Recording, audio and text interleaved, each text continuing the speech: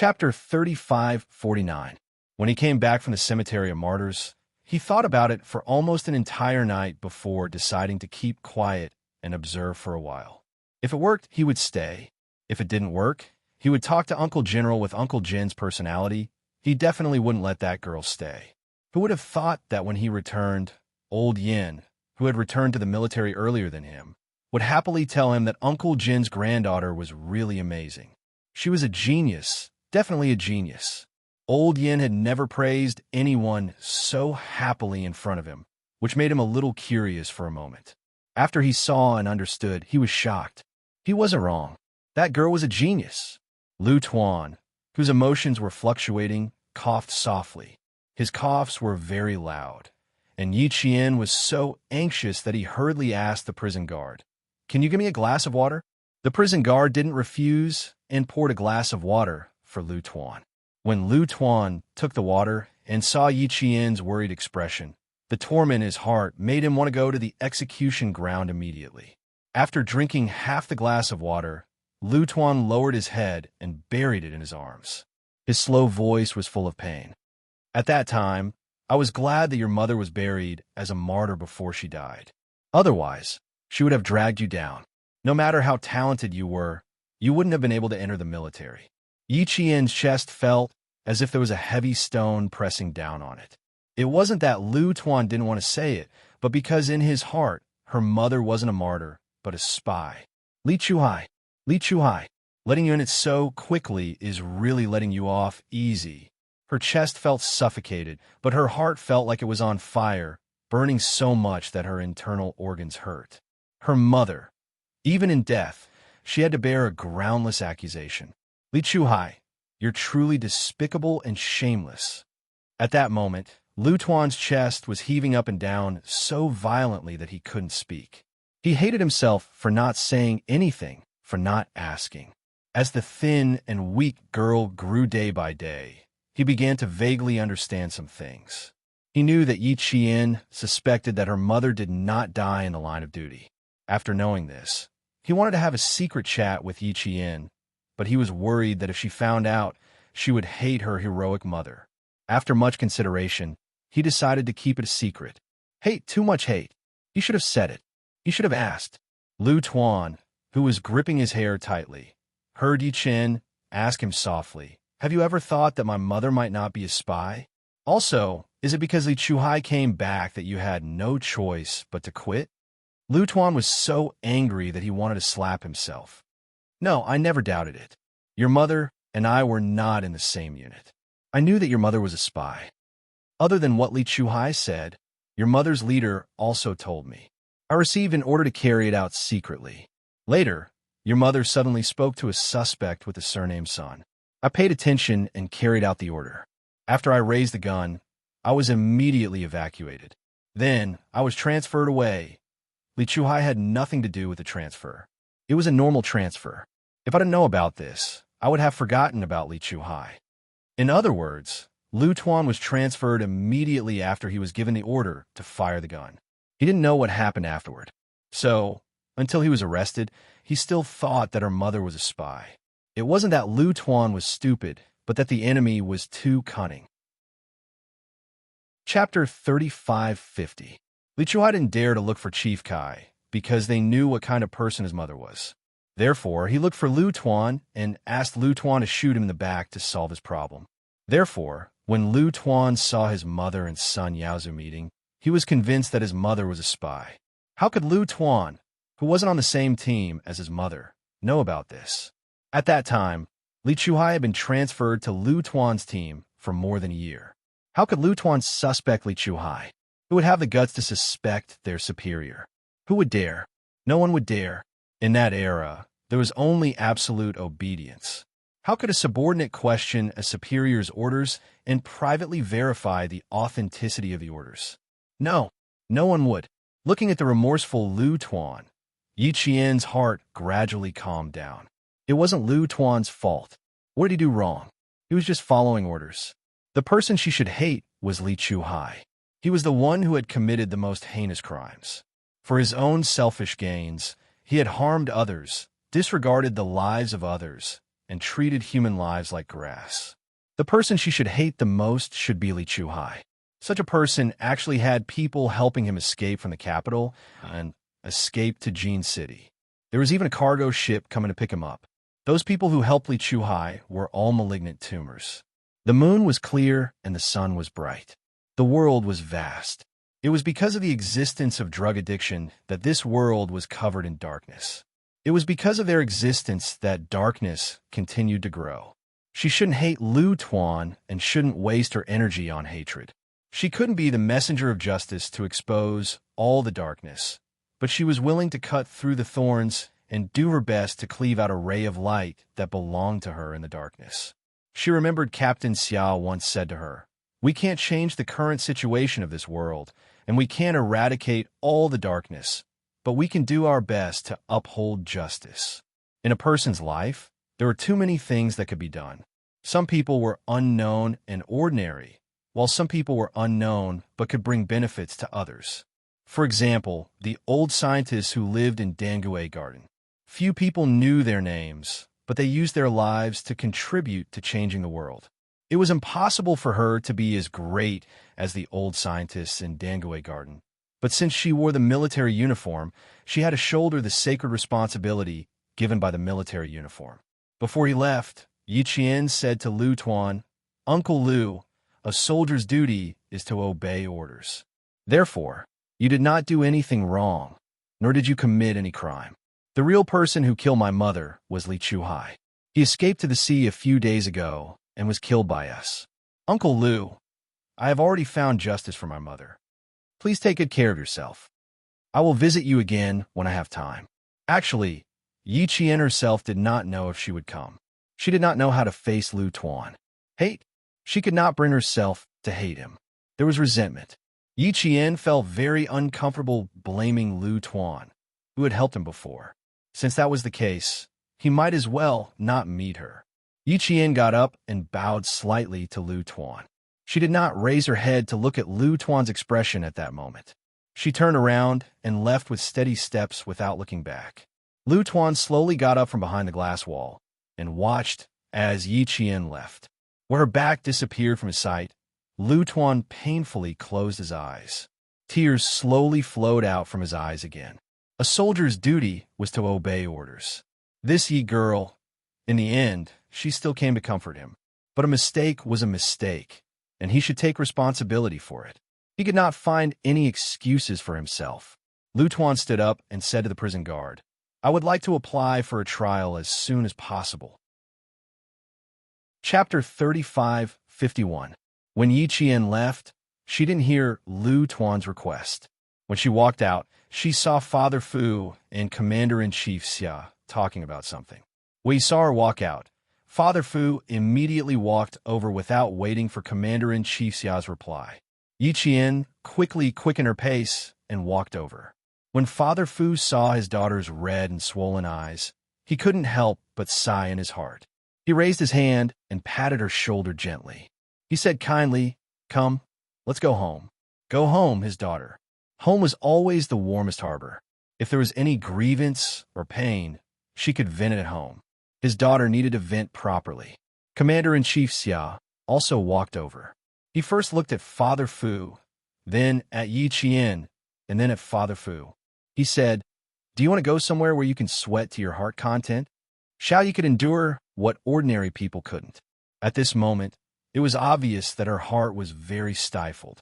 When she went home, she would definitely not show any signs of abnormality in front of old Master Fu and make him worry. It was better to go outside and vent to her heart's content first before going home. He wanted to suggest this just now, but Xiaoyi happened to walk out. He was about to say that the future in-laws who saw their daughter had already left. Commander-in-Chief Xia had witnessed Yi Qian's hardships over the past few years and treated Yi Qian like his own daughter. He understood Yi Qian very well. When he said this, Father Fu immediately reacted. He didn't make the decision to agree. Instead, he asked Yi Qian, "Do you want to go and take a look together?" Yi Qian didn't refuse. At this moment, she really wanted to sweat and vent before going home. At least, she couldn't let grandfather see her red eyes. They went to the army's boxing room. Before Yi Qian walked in, she heard fighting sounds coming from inside the room. When she opened the door, there were at least 20 people training in the huge indoor training ground. This is the team's boxing training ground. You can try it out. I'll get the instructor to show you around first. After Commander-in-Chief Xia finished speaking, he waved for an instructor to come over and show Yi Qian around first. Yi Qian looked around for a while before the instructor brought her to the changing room. When she came out, she put on her boxing attire. Yi Qian had never practiced boxing before. She mostly practiced sanda and grappling, which are the most practical moves on the battlefield. Boxing was a sport that involved wearing boxing gloves, so it wasn't very practical for her. But now it was indeed a good way to vent. Boxing and archery were both survival skills used by humans in the past. Now, they had become competitive sports. Yi Qian put on her gloves and jumped onto the arena. She exchanged a few words with two soldiers who were fighting. One of the soldiers, who was so strong that his muscles bulged like fists, smiled and reached out his fist to give Yi Qian a high five. He said to the other soldier, "You practice with her. I'm going to rest for a while to catch my breath." Yi Qian started sparring with the other soldier, whose muscles were as solid as rocks. She didn't know much about boxing. She only watched it briefly just now. As the soldier sparring with her taught her, he carefully explained the methods, and techniques. Boxing is different from the sanda and grappling you've learned before, but there are also similarities. Speed and strength are equally important in boxing. Just like this, Father Fu, who was watching from below the spectator stand, saw how serious his daughter was in learning. He thanked Commander-in-Chief Xia. "It's all thanks to you. It's good for her to vent her sweat." Chapter 35:52. Xiao Yi is very tolerant. When she saw the photo in my office, her face was as pale as a sheet of white paper. I thought she would be furious. Even if she wasn't, she would at least lose control of her emotions a little. But she didn't. She endured it. She endured it like that. Commander-in-Chief Xia sighed softly as he spoke. My heart ached and I was worried. She's too tolerant. Old Fu. It's not a good thing for a child to be too tolerant. She keeps everything in her heart and doesn't show it easily. To put it nicely, she doesn't show it. To put it bluntly, she doesn't know how to sort it out. My words are a little harsh. Please don't mind. Father Fu smiled and shook his head. Why would I mind? That girl told me before that you dote on her as if she were your own daughter. Even your son has to take a back seat. I know your painstaking efforts, and I can't thank you enough. Why would I mind? If his daughter really married into the family Xia in the future, it would be good to have a father-in-law who would side with his daughter. Commander-in-Chief Xia, who had unknowingly made a good impression in front of his future in-laws, also laughed. I really dote on Xiao Yi as if she were my own daughter. I even told Six's brother that if he didn't marry Xiao Yi, I would acknowledge Xiao Yi as my daughter. Xiao Yi's tolerance has something to do with the environment she grew up in. Now that she's back home, there's no need for her to tolerate it anymore. A young girl should show her anger, sorrow, and joy in life. She can't just hold it in. She strives to be calm and collected during training and missions. When it comes to life, venting appropriately is more conducive to physical and mental development. If it were any other child, they would have broken down long ago. But she didn't. She endured it until she almost bit her lower lip and didn't cry in front of me. She only cried when she saw him. It's good that she cried. At least I didn't see any hatred for Lu Zongping in her eyes. We all know that Lu Zongping is innocent. He was just following orders. Later on, the investigation didn't find any contact between him and Li Chuhai. It's obvious that he was also used. As long as Xiao Yi can figure this out, she will feel at ease. Perhaps thinking it through and accepting it are two different things. The more you think about it, the more you feel stifled in your heart. You should vent it immediately and not leave it for tomorrow. Father Fu nodded. That was indeed the case. If he was unhappy, he shouldn't keep it to himself. If he kept it to himself for too long, something bad would definitely happen. On the stage, Yi Qian had already started sparring with the soldiers. She started with one punch after another, and her sweat flowed freely. Towards the end, the speed of her punches became faster and faster. On top of that, Her legs were nimble to begin with, and her movements were agile to begin with. She was like a fish that swam left and right, making it difficult for the soldiers sparring with her. Yi Qian gradually got into the groove, but in the end, there was no order to it. He was fighting and shouting at the same time, and it was all a mess. It was so chaotic that the soldier who was training with them was stunned for a moment. Then he saw their chief instructor give him a hand signal. The soldier glanced at a major general and a general who had appeared in their training hall from the corner of his eye and understood what was going on. The crown princess had not come here to learn boxing. She had come here to sweat for some other reason. Wasn't it easy to sweat? After an hour, she would definitely be exhausted. The soldier sparring with Yi Qian wasn't just sparring for fun. She had lost her order, but he couldn't.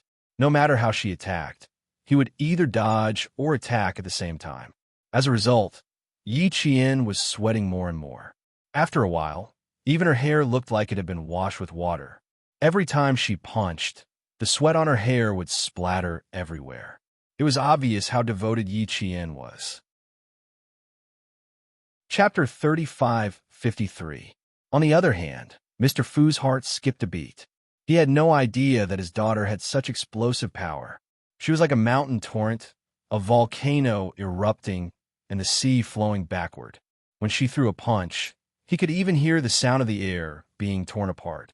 Father Fu had always known very little about Yi Qian. He knew less about her than Commander-in-Chief Xia, less than Principal Chun, who had raised Yi Qian, and less than Xia Jinyuan.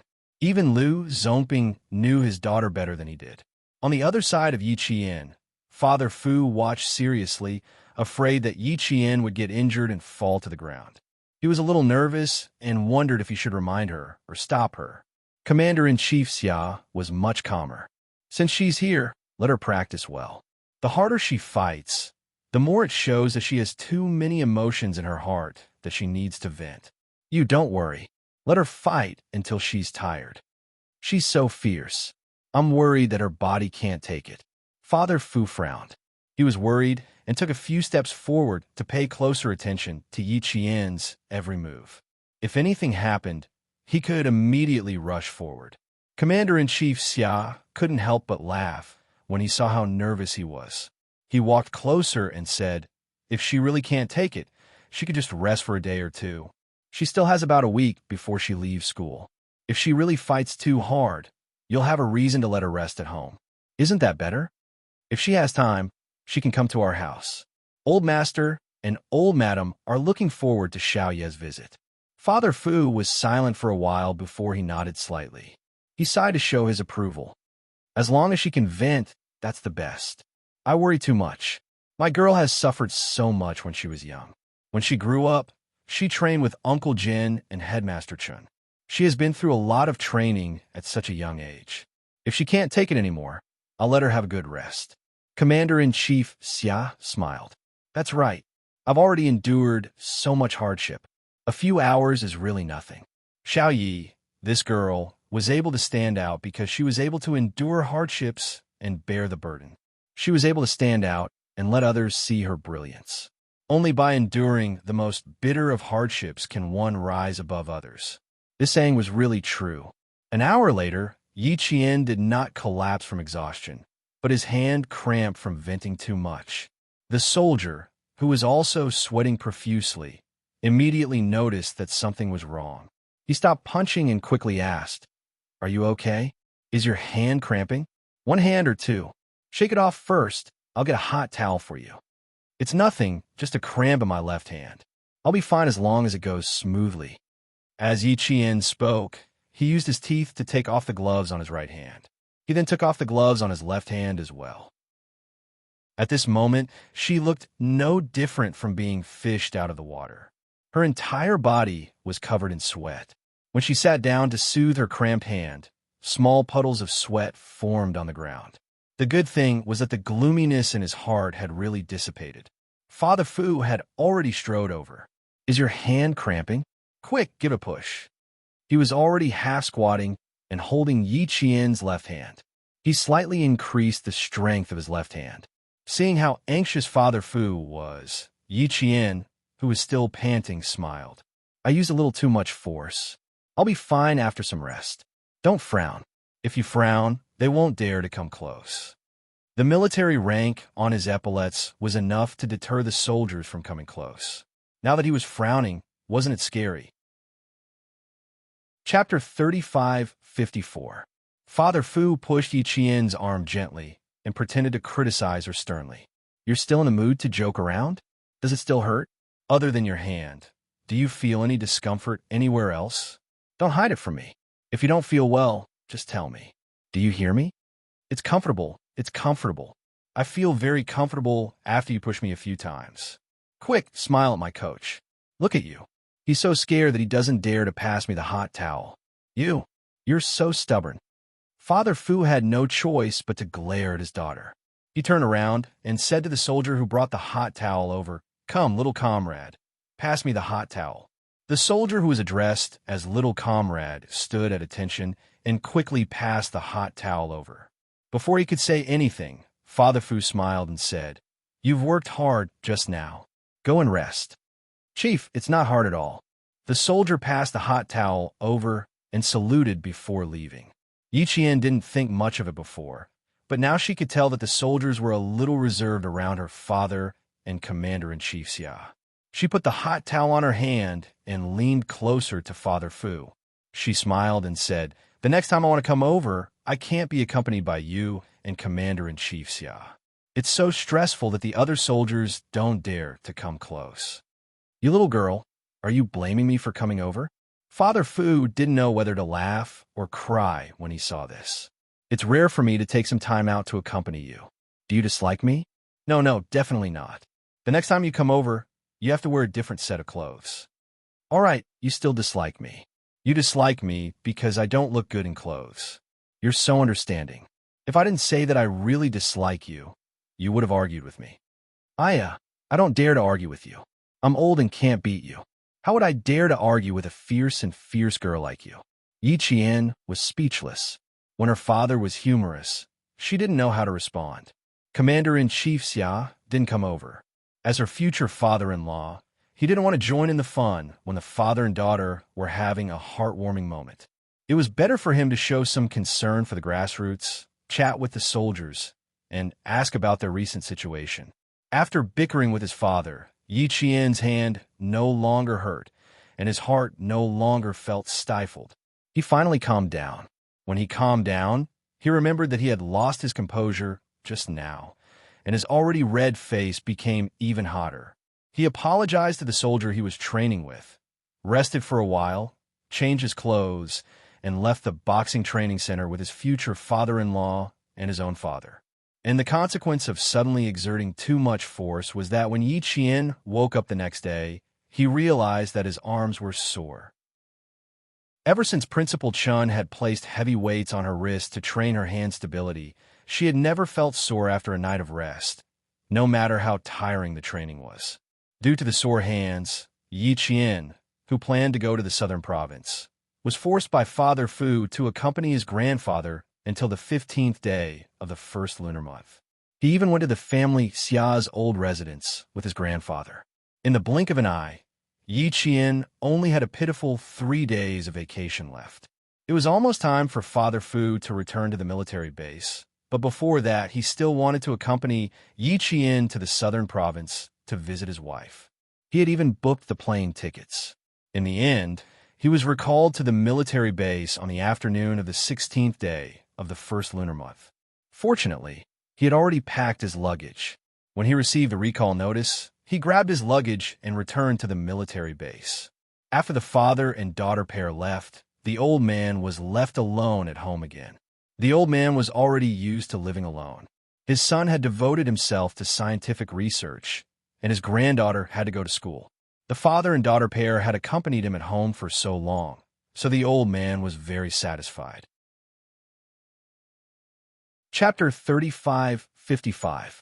In the past, he had never thought that he would have such an old granddaughter to accompany him. It was the 17th day of the first lunar month when they left Dangue Garden for Nan Province. Old Master Qin happened to drop by and found out that Yi Qian was going to Nan Province. He smiled in surprise and said, "Your flight is also at 1 in the afternoon?" If it's at 1, I can let my grandson go with you. He's also going to Nan Province to visit his uncle. He was referring to Principal Chow of Nan Province First High School. Yi Qian wanted to refuse, but old Master Qin chuckled and said, "What a coincidence. My daughter is at 1 in the afternoon as well. I'm relieved to have her with you." Okay. I'll get Qin Xiu to pick you up. You two can go to the airport together." Old Master Qin chuckled and agreed on behalf of Qin Xiu. The two elders didn't even think of asking for the opinions of the two youngsters and happily made the decision. Old Master Qin was afraid that Qin Xiu would leave early, so he stopped chatting and hurriedly got up to inform Qin Xiu. Old Master Qin even happily asked his granddaughter to send Old Master Qin off. Yi Qian didn't want to travel with Qin Xiu. At least before Qin Xiu had a girlfriend, it was better for the two of them to keep an appropriate distance. Moreover, her boyfriend had been jealous of Qin Xiu before. Now that he was overseas on a mission, there was no news of him. She didn't want to travel with Qin Xiu, who had feelings for her. When it came to relationships, Yi Qian, who had never been in a relationship before, was unexpectedly loyal. Xia Jinyuan had given her precious and rare loyalty. Similarly, she should be the same. Without Qin Xiu's call, Yi Qian immediately thought of fifth brother, Xia Yunin, without hurting her self-esteem. Captain Xia said that if anything happened, she could ask fifth brother for help. Changing a plane ticket shouldn't be a big problem for fifth brother. It would be best to change the plane ticket to the morning. After sending old Master Qin off, Yi Qian went back to her room and secretly called Xia Yunin, family Xia's fifth son. Xia Yunin was still in the capital, but she wasn't at the old mansion. She happened to be playing mahjong with a beautiful woman beside her. She was a very capable, beautiful, and proud celebrity. When he received Yi Qian's call, he stopped playing mahjong. Xia Yunin, Yi Qian didn't ask why. Xia Yunin was... Yi Jian could not help but heave a sigh of relief when the plane ticket was successfully changed. However, she did not expect that her phone call would cause such a stir in Xia Yunin's circle.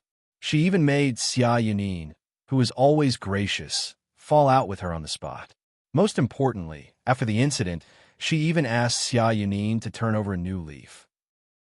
When Xia Yunin and Yi Jian ended the call and came back, they saw his three buddies who were playing cards with their arms crossed in front of their chests and looking at them with a smile.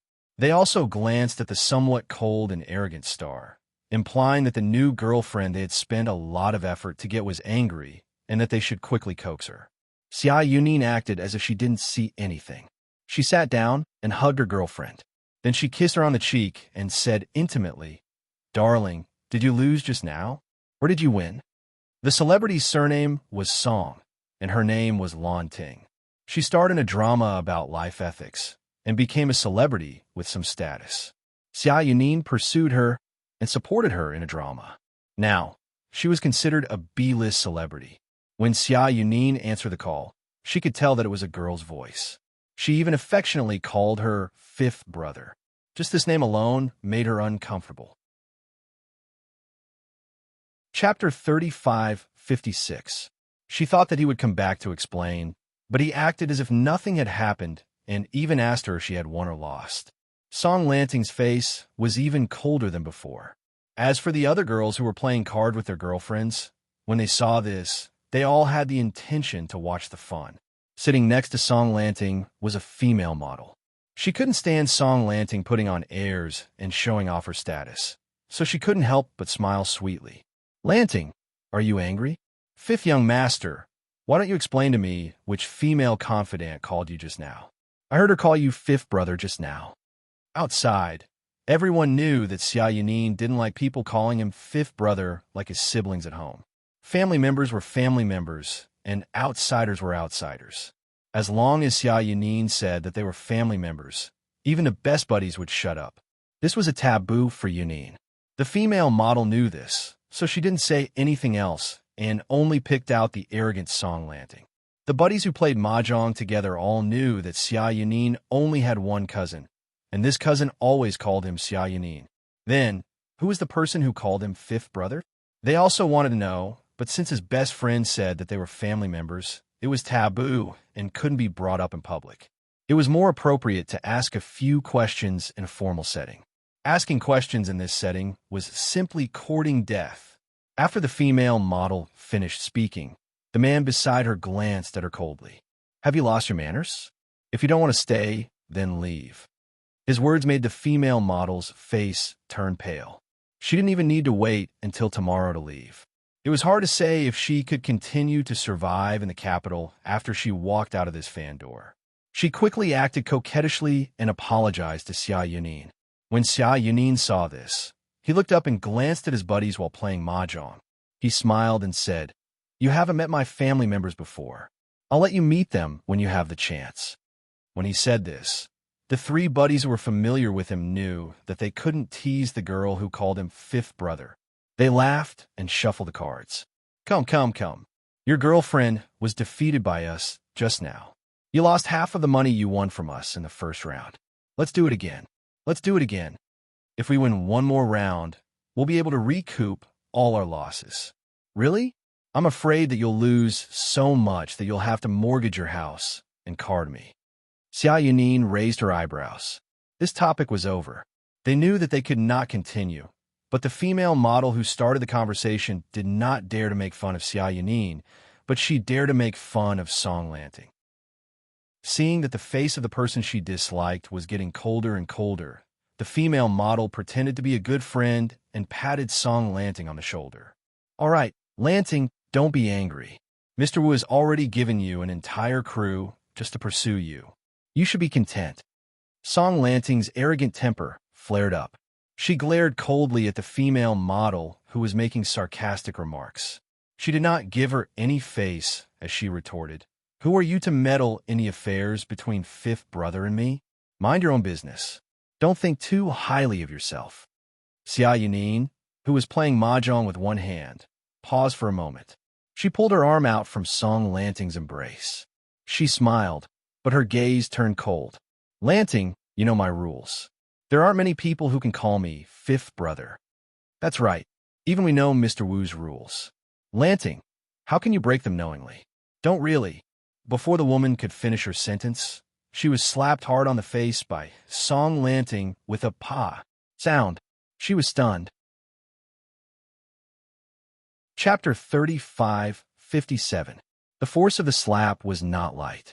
Suddenly, several red fingerprints appeared on the female model's fair and tender face. She suddenly made a move regardless of the occasion. The playful smiles on the faces of the young masters sitting at the table disappeared, and their eyes turned cold as they looked at Song Lanting.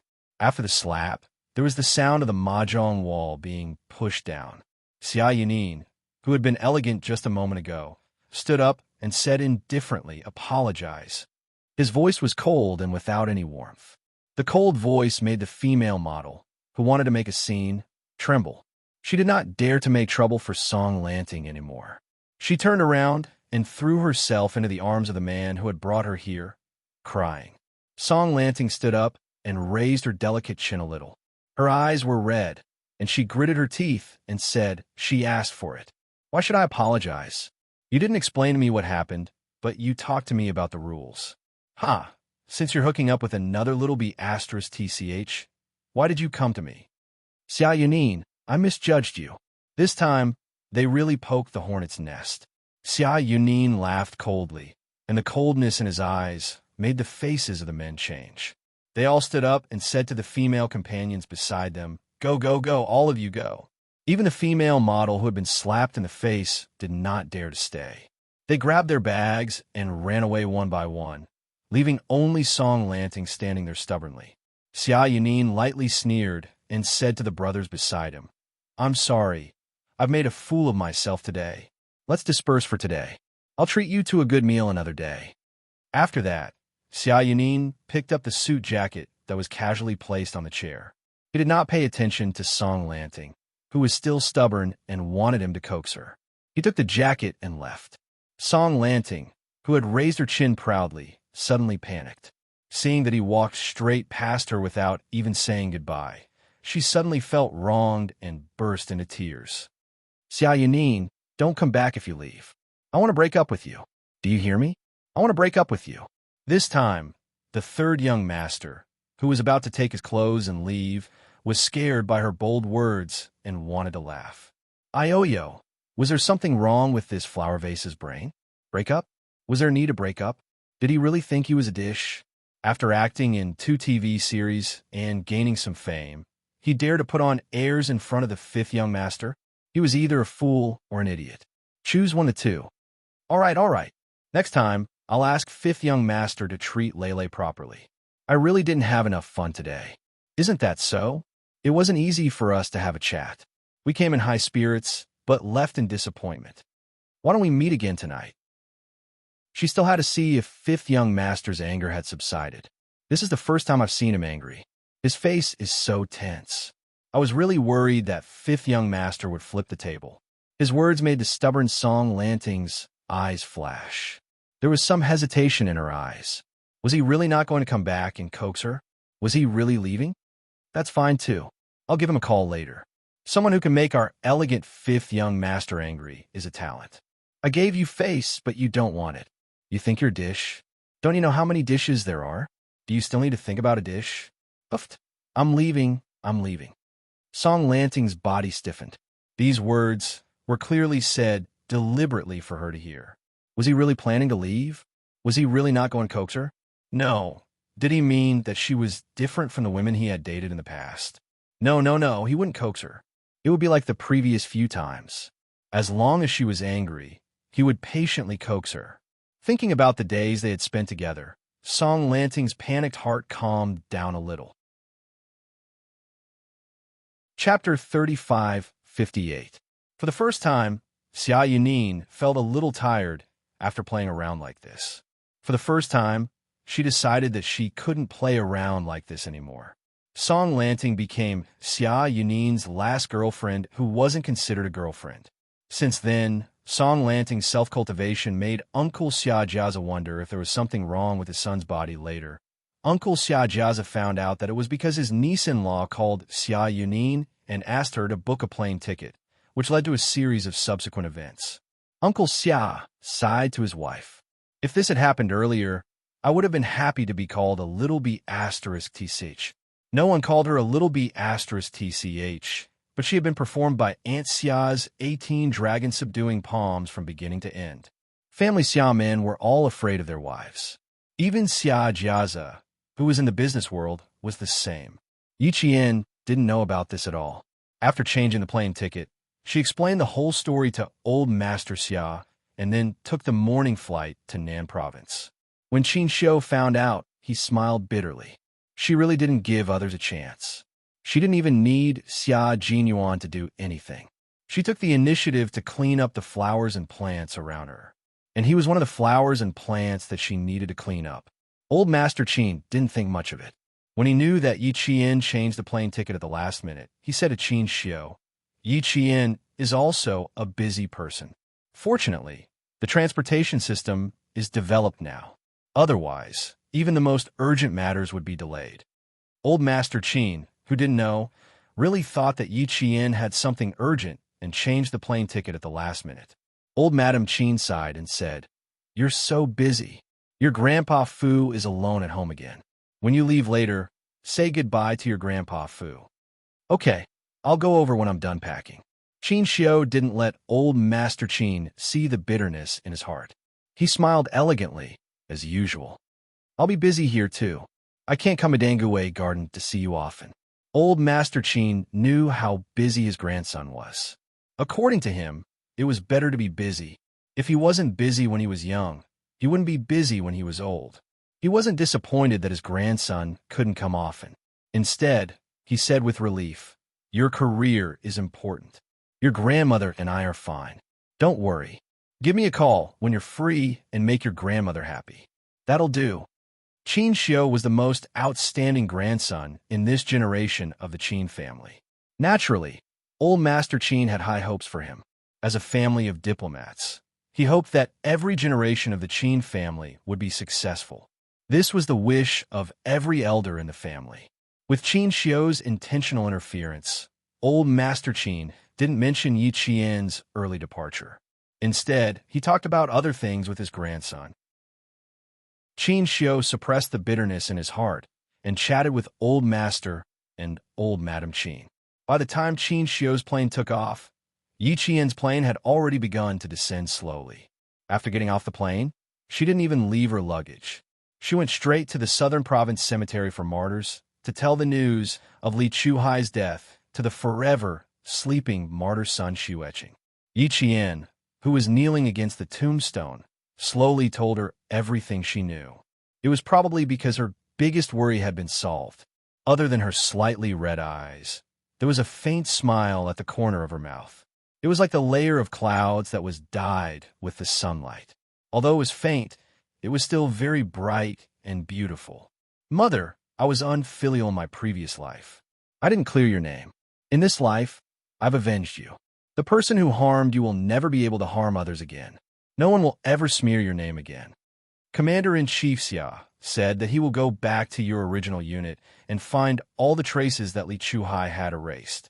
Your name will also be engraved on the hero's monument in your original unit for the future soldiers to admire.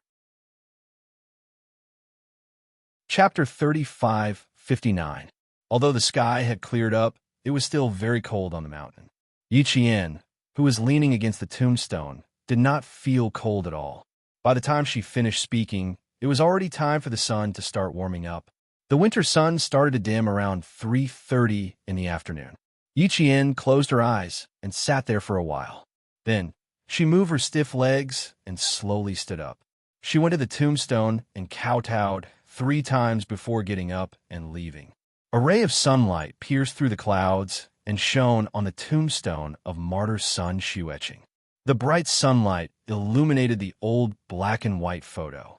The person in the photo, who was forever frozen in her youth, had her eyes squinted and the smile on her lips seemed to have deepened. After taking a few steps, Yi Qian, who was a little reluctant, turned back and saw the tombstone with only a photo of a beam of sunlight. The mother and daughter seemed to have passed through the time and space of life and death, and had the most affectionate gaze. Yi Qian smiled. This time, she smiled so much that there were tears in her eyes. Captain Xia said that her mother had always lived in her heart and had never left. Yes, he was right. Her mother had always lived in her heart and had never left. Goodbye, mother. Your daughter will visit you again next time. Yi Qian bowed to the photo again. This time, her footsteps were lighter than ever, because all the burdens from her previous life had been put down. All the grudges from her previous life had finally disappeared. In this life, she was a brand new Yi Qian. Yi Qian did not leave immediately. She went to old Uncle Jin's grave to bring the good news to this old man who had helped her so much. When she walked out of the cemetery of martyrs, it was already 4:30 in the afternoon. Her good friend in Jiasen called as promised. Yi Qian did not contact any of her classmates when she came to Southern Province. She only contacted her good friend in Jiasen, who had now settled down in Southern Province. And Jiasen's father used to travel a lot. For the past 2 years, he stayed at Southern Province University's School of Geology and became a professor. As a result, and Jiasen's mother, Dr. Zhou, was also transferred to the university. She changed from a doctor in the town hospital to a school doctor. Now, the whole family was living in the 2-bedroom apartment allocated by the school. Although the apartment wasn't very big, the whole family could live in one place. The apartment was small and warm. By the time Yi Qian arrived at Southern Province University, it was already past 6 in the evening. Many students had already returned to school on the 17th day of the Lunar New Year.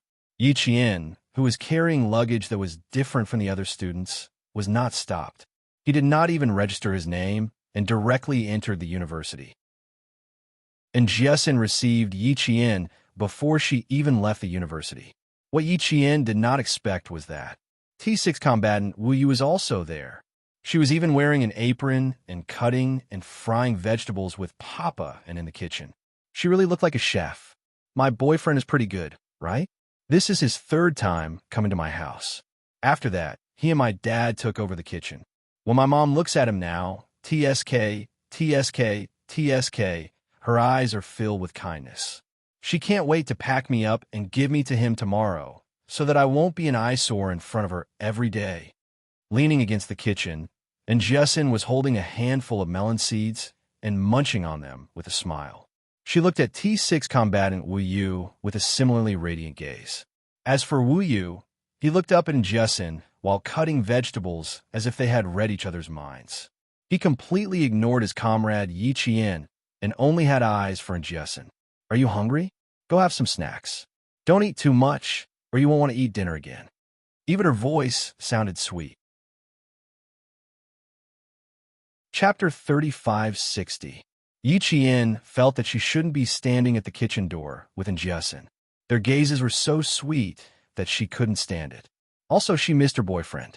Papa, who was cooking, turned his head and saw the two girls standing at the kitchen door. He laughed and said, "Eat if you're hungry. The food is still warm in the steamer.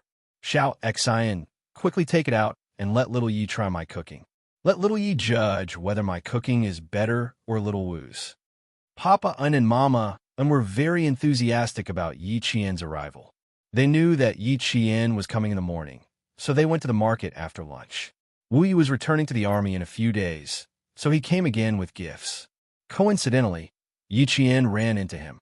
In the family, Wu Yu, who came here for the third time, was already very familiar with him.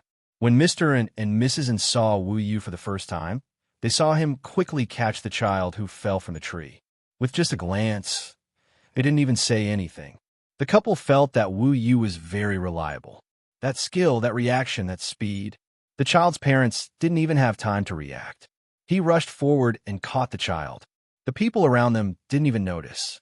It was only when the child was scared to tears that they realized what had happened in that instant. Because of this, Wu Yu started dating Xia Jinyuan much later than Xia Jinyuan. In the end, he settled his parents-in-law before Xia Jinyuan did. The parents of the two families even talked on the phone and made an appointment to meet in a few days to talk about their relationship. They were no longer boyfriend and girlfriend, but engaged husband and wife. Wu Yu planned to show off this to his comrades when he returned to the army. And Jessin had already brought out the hot dishes and whispered to Yi Qian, "My dad was shocked. Later, you can just say that my dad's dishes are better than Wu Yu's. Actually, I think Wu Yu's dishes are better than my dad's. But he's my dad, so I can only lie against my conscience. Sigh, I feel bad." Yi Qian couldn't stop laughing when she heard this. In the past, she didn't have a father by her side, so she couldn't understand how joyful the interaction between father and daughter was. Now that she had one, she understood. She pursed her lips and couldn't help but laugh. "My dad is the same. He's like a child in front of me and always says that he's old. I should give in to him." This was the first time that Yi Qian had mentioned his father Fu in public. And Jessin was also the first to know that Yi Qian had found his father. But before she could react, she placed the bowl on the table and casually picked up a piece of chicken and put it in her mouth. She smiled and said, "You found a godfather? When did this happen? If I had known earlier, I would have asked my parents to acknowledge you as their goddaughter." In any case, in their hearts, you are no different from their own daughter. Yi Qian smiled and said, "He's my biological father." "Biological father? Biological father? Biological father? Uncle Yi, no. Don't." "What?" "No matter what." And Jessin didn't think about it any further. She was stunned. "How did you come back?" She had already passed away for more than 10 years. How could she come back? Fake death? Yi Qian saw the change in her expression and knew that her good friend was overthinking things. She put her hands on her shoulders and said solemnly, "My Papa Yi didn't come back from the dead. I found my biological father." In other words, Papa Yi and I are not related by blood. My mother and Papa Yi are only husband and wife, but they are not husband and wife. Also, before my mother married Papa Yi, she was pregnant with me when she married Papa Yi. My biological father is someone else. Understand or not? Understand or not? Chapter 3561. I understand a little, but I don't. I understand a little, but I don't. I don't really understand. I don't really understand. I'm a little dizzy. Come, help me sit down. And Jessin, who had always thought that she wasn't smart enough, felt a little dizzy. She was overthinking things. Why did it sound like a rich family drama. Her biological mother and father were separated because of their identities. Her biological mother got pregnant with her biological father's child and married someone she didn't love. Then she gave birth to her daughter, Yi Qian. Then there was no more. Yi Qian rubbed her face and said helplessly, "You're a foreign language major. Why do you sound like you're a director? Why do you have so much drama in your head? Don't think too much. There are no such things. There were some reasons, but it's all in the past. You just need to know that I've found my biological father. My father is very good to me. He's afraid that I'll be wronged, just like Papa, and he's afraid that you'll be wronged. Jiesin, I have a biological father who loves me. Here." Yi Qian pointed at her heart with a smile. "It's very warm here. I'm very, very happy. I also have a grandfather. A very, very capable grandfather. He's very, very good to me. Jiesin, my father, and my grandfather all love me very, very much. In the future, you don't have to sit by my bed in the middle of the night and say that you'll protect me. After all, I protected you for so many years." A second ago, and Jiesin's eyes were wet because of her best friend's words. The next second, she couldn't help but laugh out loud. She threw herself at Yi Qian and dug her hands into her clothes to tickle her. "Good fellow, you actually knew. I was just glad that no one found out about that stupid thing I did. Who knew that you already knew? You're so bad. How could you say something so stupid?" It was the second year of junior high. On the first day of their new dormitory, and Jiesin suddenly sat by Yi Qian's bed after going to the bathroom in the middle of the night and muttered, "Silly girl, you finally know how to go against Ying. Since you've become smarter, I'll protect you in the future." At the time, Yi Qian was a light sleeper. When in Jiesin's close proximity to her, she woke up with a start. Then, she heard a string of words that really touched her. This was also why she cherished her friendship with Jiesin so much. She wasn't afraid of being tickled, but there were elders around after all. Yi Qian quickly restrained Jiesin's hand, but this fellow actually shouted at the top of her lungs, will you protect us? An assassin is trying to ambush me. Quickly come and protect me." Wu Yu didn't come out to protect the emperor. Mother-in, who went out to buy food, heard it. She pushed the door open and scolded with a smile. "The whole corridor is filled with your voice. You still want to protect the emperor? Wu Yu spoiled you. Little Yi, don't bother about this crazy person. Let her go crazy by herself. Mom, your biological daughter is back. Should I give up my position?" And Jiesin shrugged and nudged Yi Qian with her shoulder. "How we switched our identities? You're actually my parents' biological daughter." After that, she asked softly, "Can I tell my parents that you haven't found your biological father? That's not right. Will your surname be Yi in the future? My surname is Yi, and I won't change it. You can say that I didn't tell you before, because there were some unresolved issues. Now, I can tell you." Yi Qian rubbed Jiesin's waist, which had gained a lot of weight, and said softly, "Your little belly is showing. You look like you're pregnant before marriage." This teasing made Jiesin's eyes widen. Oh my, amazing, amazing. The most serious little Jane Eyre actually knows how to make these little jokes. Chapter 3562. Sure enough, now that she had found her biological father and had a backer, she was full of confidence, and her heart was clear. Mother-in, who had changed her shoes and entered the house, replied to her daughter with a look of disdain, "If only that were the case. I wish Xiao Yi was my biological daughter. You're just crazy because you hugged the wrong person." And Jiesin laughed out loud in response. "Mom, you wish. The Xiao Yi you've been thinking about has her own father to dote on her. She doesn't need your fake doting. I'm the first to know that Xiao Yi has found her biological father." "Ha ha ha, Mom, you should give up." Her voice was so loud that even Father-in, who was in the kitchen, came out. He was shocked by Jiesin's words. Didn't she say that her parents were dead? Why did she have another biological father? She couldn't have another biological mother, right? While they were eating, Yi Qian simply told her about it. Mother-in, who was soft-hearted, kept saying, "That's good. That's good. After suffering comes sweetness. That's why people say that people have to suffer first before they get sweet. That's good enough." Mother-in used to be a doctor in town. From time to time, she would hear from her daughter what kind of life Yi Qian was living. Her heart ached for her. Now that she knew that Yi Qian had found her biological father and grandfather in Beijing, she was really happy for Yi Qian. The T6 combatant who had rescued Father Fu together knew about this, but now he had to pretend that it was the first time he had heard about it. When he heard this, he poured himself a glass of Coke and raised it. Cheers. Congratulations on your family reunion. Come, come, come. Let's drink together. Father In and Mother and raised their glasses together and gave Yi Qian their blessings. And Jiesin was Yi Qian's very important good friend. At that time, she could not get along with the rest of the class. It was Jiesin who pulled her along and guided her, allowing her to get along well with her classmates in the end. Now that she told Jiesin the most important thing in her life, Yi Qian felt the joy of sharing a small secret with a good friend. However, it was no longer a small secret. Father In, Mother In, and Wu Yu already knew. Later, when Wu Yu saw the old man beside Yi Qian, he silently choked on his own saliva. When they found out that Qing Miao had found her biological father, they were shocked by Father Fu's background. Who knew that her biological grandfather's background was so great that it made people feel reverence at first sight. In the evening, Yi Qian stayed at Jiesin's house for the night. Since school started on the 19th, they had to return to school the next day.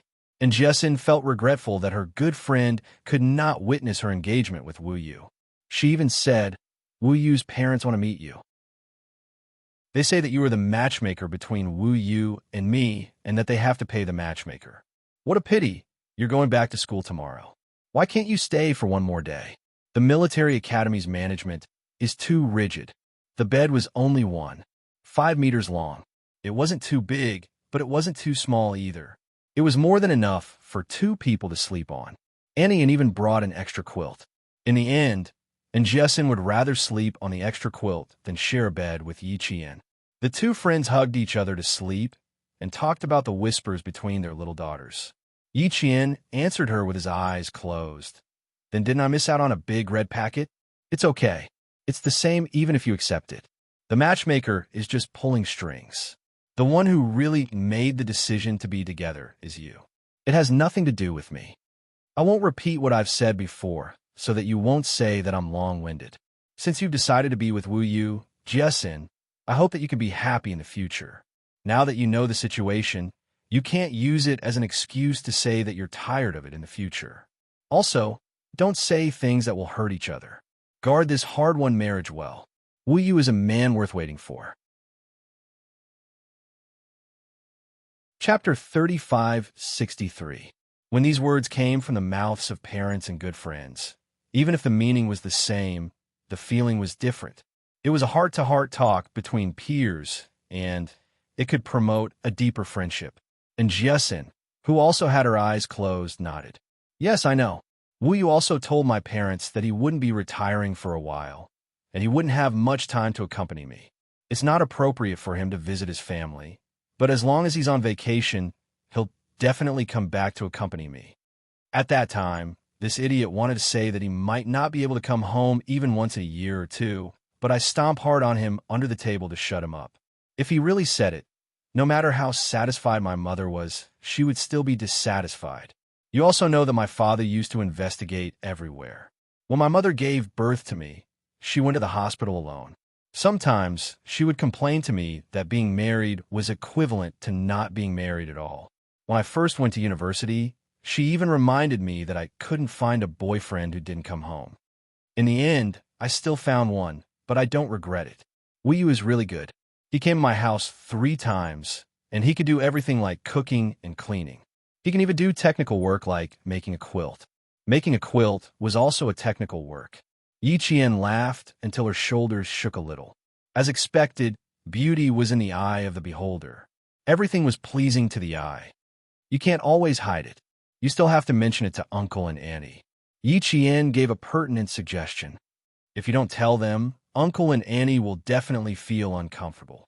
You can tell Uncle first. He should be able to understand. You can let Uncle handle Annie's work. And Jiesin immediately laughed mischievously. I told him. My father said that he could live at home in the future. He sounded very happy. He also said that he would work with my mother and wouldn't let her do something like breaking up a couple. Father and was very humorous, and Njiesin took after him in this aspect. Yichien couldn't help but think of Father Fu. When Father Fu's mouth was pressed tightly, he looked very serious. A few days ago, when he went to visit Grandpa Xia and Grandma Xia, third brother Xia Yui happened to be there too. He didn't dare to speak loudly in front of Father Fu. Actually, he was also very humorous in private and liked to bicker with her. Speaking of Dad, I miss my dad too. Yi Qian's lips curled into a smile. Even the corners of his eyes were smiling. And Jessen seemed to have found a new topic. She opened her eyes and teased her with a smile. Why? Do you only want your dad and not your boyfriend? Do you think I want to? Yi Qian also chuckled softly. The two girls were like children, poking each other under the quilt, giggling nonstop. As Jessen poked and prodded, the tone of her laughter changed. Yi Qian immediately sensed that something was amiss and said, "It's getting late. Go to sleep. We will come tomorrow morning, and we won't be up yet. Can you bear to let him wait outside alone?" I'm not sleeping. Come, let's talk about adult topics. And Jessen's eyes were shining. Yi Qian's expression froze. He turned his back on her and pretended not to hear her. How could Jessen let her go? She poked her good friend's waist and said with a smile, "You've been talking to him for a long time, right? Did you do that?" Yi Qian, who had turned his back on her, breathed lightly. What did you mean by that? Nothing. He refused to answer. Yes. We've been talking for so long. It should have happened long ago. How many times does it take for it to stop hurting? Why does it still hurt after 2 times? Yi Qian, Wu Yu's actions were so fast. They both had sex with Jessen. Chapter 3564. Yi Qian, who had yet to experience any substantial changes in his relationship with Xia Jinyuan, was shocked by his good friend's rapid progress. The first time I was in so much pain that I almost cried. Wu Yu didn't understand anything and said he was in pain too. How could he be in pain?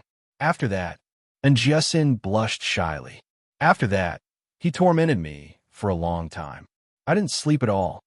Yi Qian blushed and had no choice but to turn around and pretend to be serious. Don't talk about gender issues. Sleep. Talk about it. I wanted to flip through the books to see if I have a neurological disorder. Why does it still hurt? A few of my roommates said that it felt good. It did feel good, but it still hurt when I first came. Yi Qian was so annoyed that he wanted to cover his ears. Then flipped through the books. Let's stop talking about this. I really can't give you a reference. She and Captain Xia were innocent until now. At most, they had cough, touched. That was all. And Jessen suddenly discovered a new world. Her eyes widened, and she looked incredulous. Don't tell me that you and your boyfriend dated for a few years and didn't sleep together. Damn, is there something wrong with your boyfriend? A beautiful woman was right in front of him, and he didn't have any thoughts?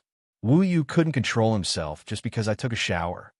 Faced with his good friend's incredulity, Yi Qian felt that it was normal. Before I could react, he carried me to the bed. In the blink of an eye, he took off all my clothes. Damn, that skill, he must have been trained. I almost thought that he had been through hundreds of battles. Fortunately, when he took off my underwear, he asked me how to take it off. Only then did I know that it was his first time too. He was just a little better at it. Faced with his good friend's lamentation, the blushing Yi Qian's mouth twitched. Captain Xia was the same as Wu Yu in this aspect. He was so fast that in the blink of an eye, his hand would appear on her body. Fortunately, Captain Xia could control himself and stop the car. Little Jian, tell me, do they have that kind of endurance? One of my roommates even complained to us that her boyfriend was an instant shooter in the middle of the night. I didn't know what that meant and even stupidly asked what instant shooter meant. I was laughed at by them. Only later did I find out that it was just a few moves. Wu Yu isn't like that. He's simply, my waist is about to break, but he can still continue. It's just that the two of us were a little nervous the first time, and we weren't very familiar with each other, so he did it long ago. Thank you, classmate. You even know how to euphemistically use that thing to describe it. Yi Qian was grinding his teeth. Classmate Jiesin, I can't give you a reference for how painful it is and how many times it will hurt. After all, I haven't experienced it yet. As for whether or not they can last, it's more appropriate for Wu Yu to answer this question. Because I'm a woman, I can't answer the question of how long they can last. Also, let's stop with the adult questions. Don't talk about it anymore. My face is so red that it's like I have a high fever. If he didn't make things clear with her, he wouldn't want to go to bed early tonight. After saying that in all seriousness, and Jessen laughed so hard that she almost hugged her blanket and rolled around. Oh my God, my little Jane Eyre, why are you still so pure? I'm laughing until my stomach hurts. Chapter 3565. Yi Jian was a little embarrassed. They just didn't sleep together. Was it so funny?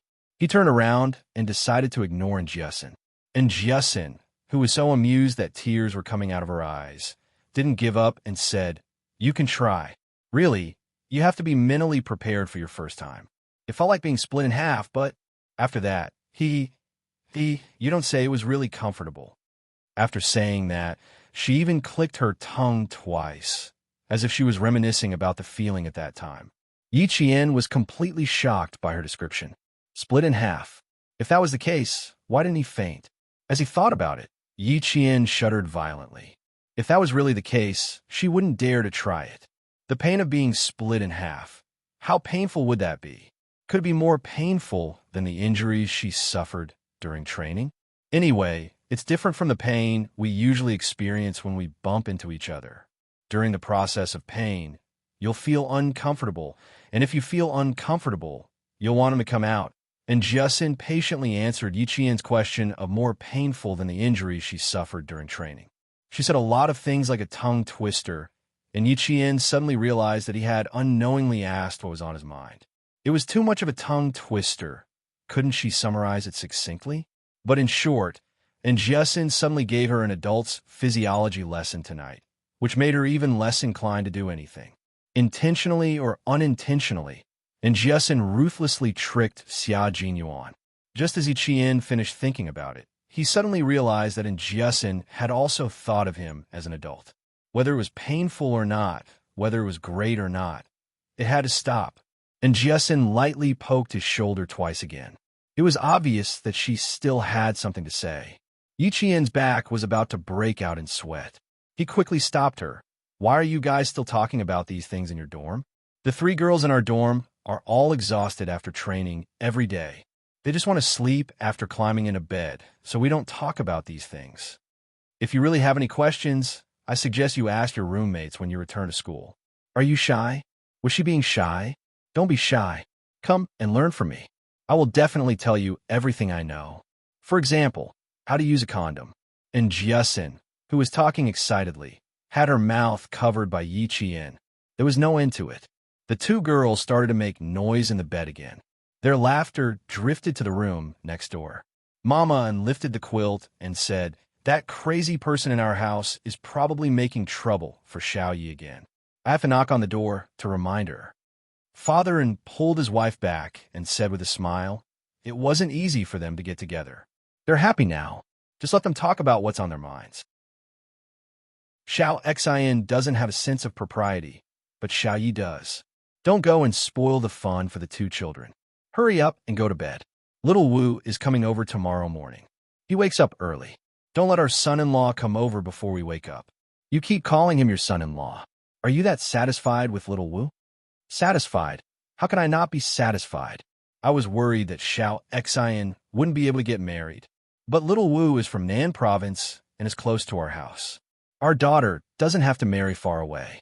I'm so happy. What Mama was most satisfied with was the sentence, "Our daughter doesn't have to marry far away." But to be honest, she was also quite satisfied with little Wu as her son-in-law. Chapter 3566. Poor parents. On one hand, Mama was worried that her daughter had found a reliable boyfriend from the southern province. On the other hand, she was worried that there were still more than 2 years before her daughter graduated. She didn't know if there would be any changes in between. However, little Wu looked like a steady child. He shouldn't be up to any tricks. Mama and gradually fell asleep as she thought about it. Yi Qian and Jiasin were still fooling around. Just as Jiasin thought, Yi Qian was more energetic than before. She finally had the laughter that belonged to her age. Yi Qian was no longer burdened by the burdens of her previous life. How could she not smile? How could she not be happy? There's no need to think too much about things that are consensual. There's a girl in my dormitory. I won't say her name. She's already dated 3 boyfriends, and each of them has some sort of relationship with her. I'm the last one in my dormitory. Previously, when they were whispering to each other, I would either leave or hide. They even made fun of me. However, even though it's consensual, it has to be mutual. We can't just casually do it with a guy. We still have to be responsible for ourselves. If it weren't for the fact that my parents are very satisfied with Wu Yu, and Wu Yu's family is very good to me, and both families want us to get engaged first, I wouldn't have hesitated. As the most loyal listener, Yi Qian gradually recovered from her shock, seeing that her good friend was very clear in her heart.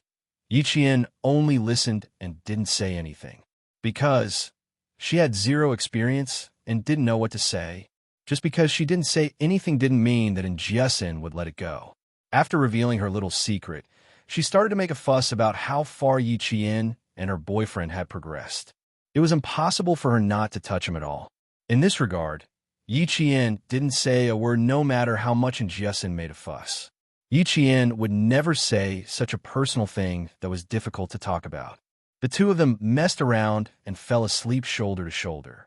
Before falling asleep, Yi Qian was still thinking in a daze. That kind of thing should be delayed as long as possible. At around 3 o'clock in the morning, Yi Qian's phone in the bedside cabinet vibrated.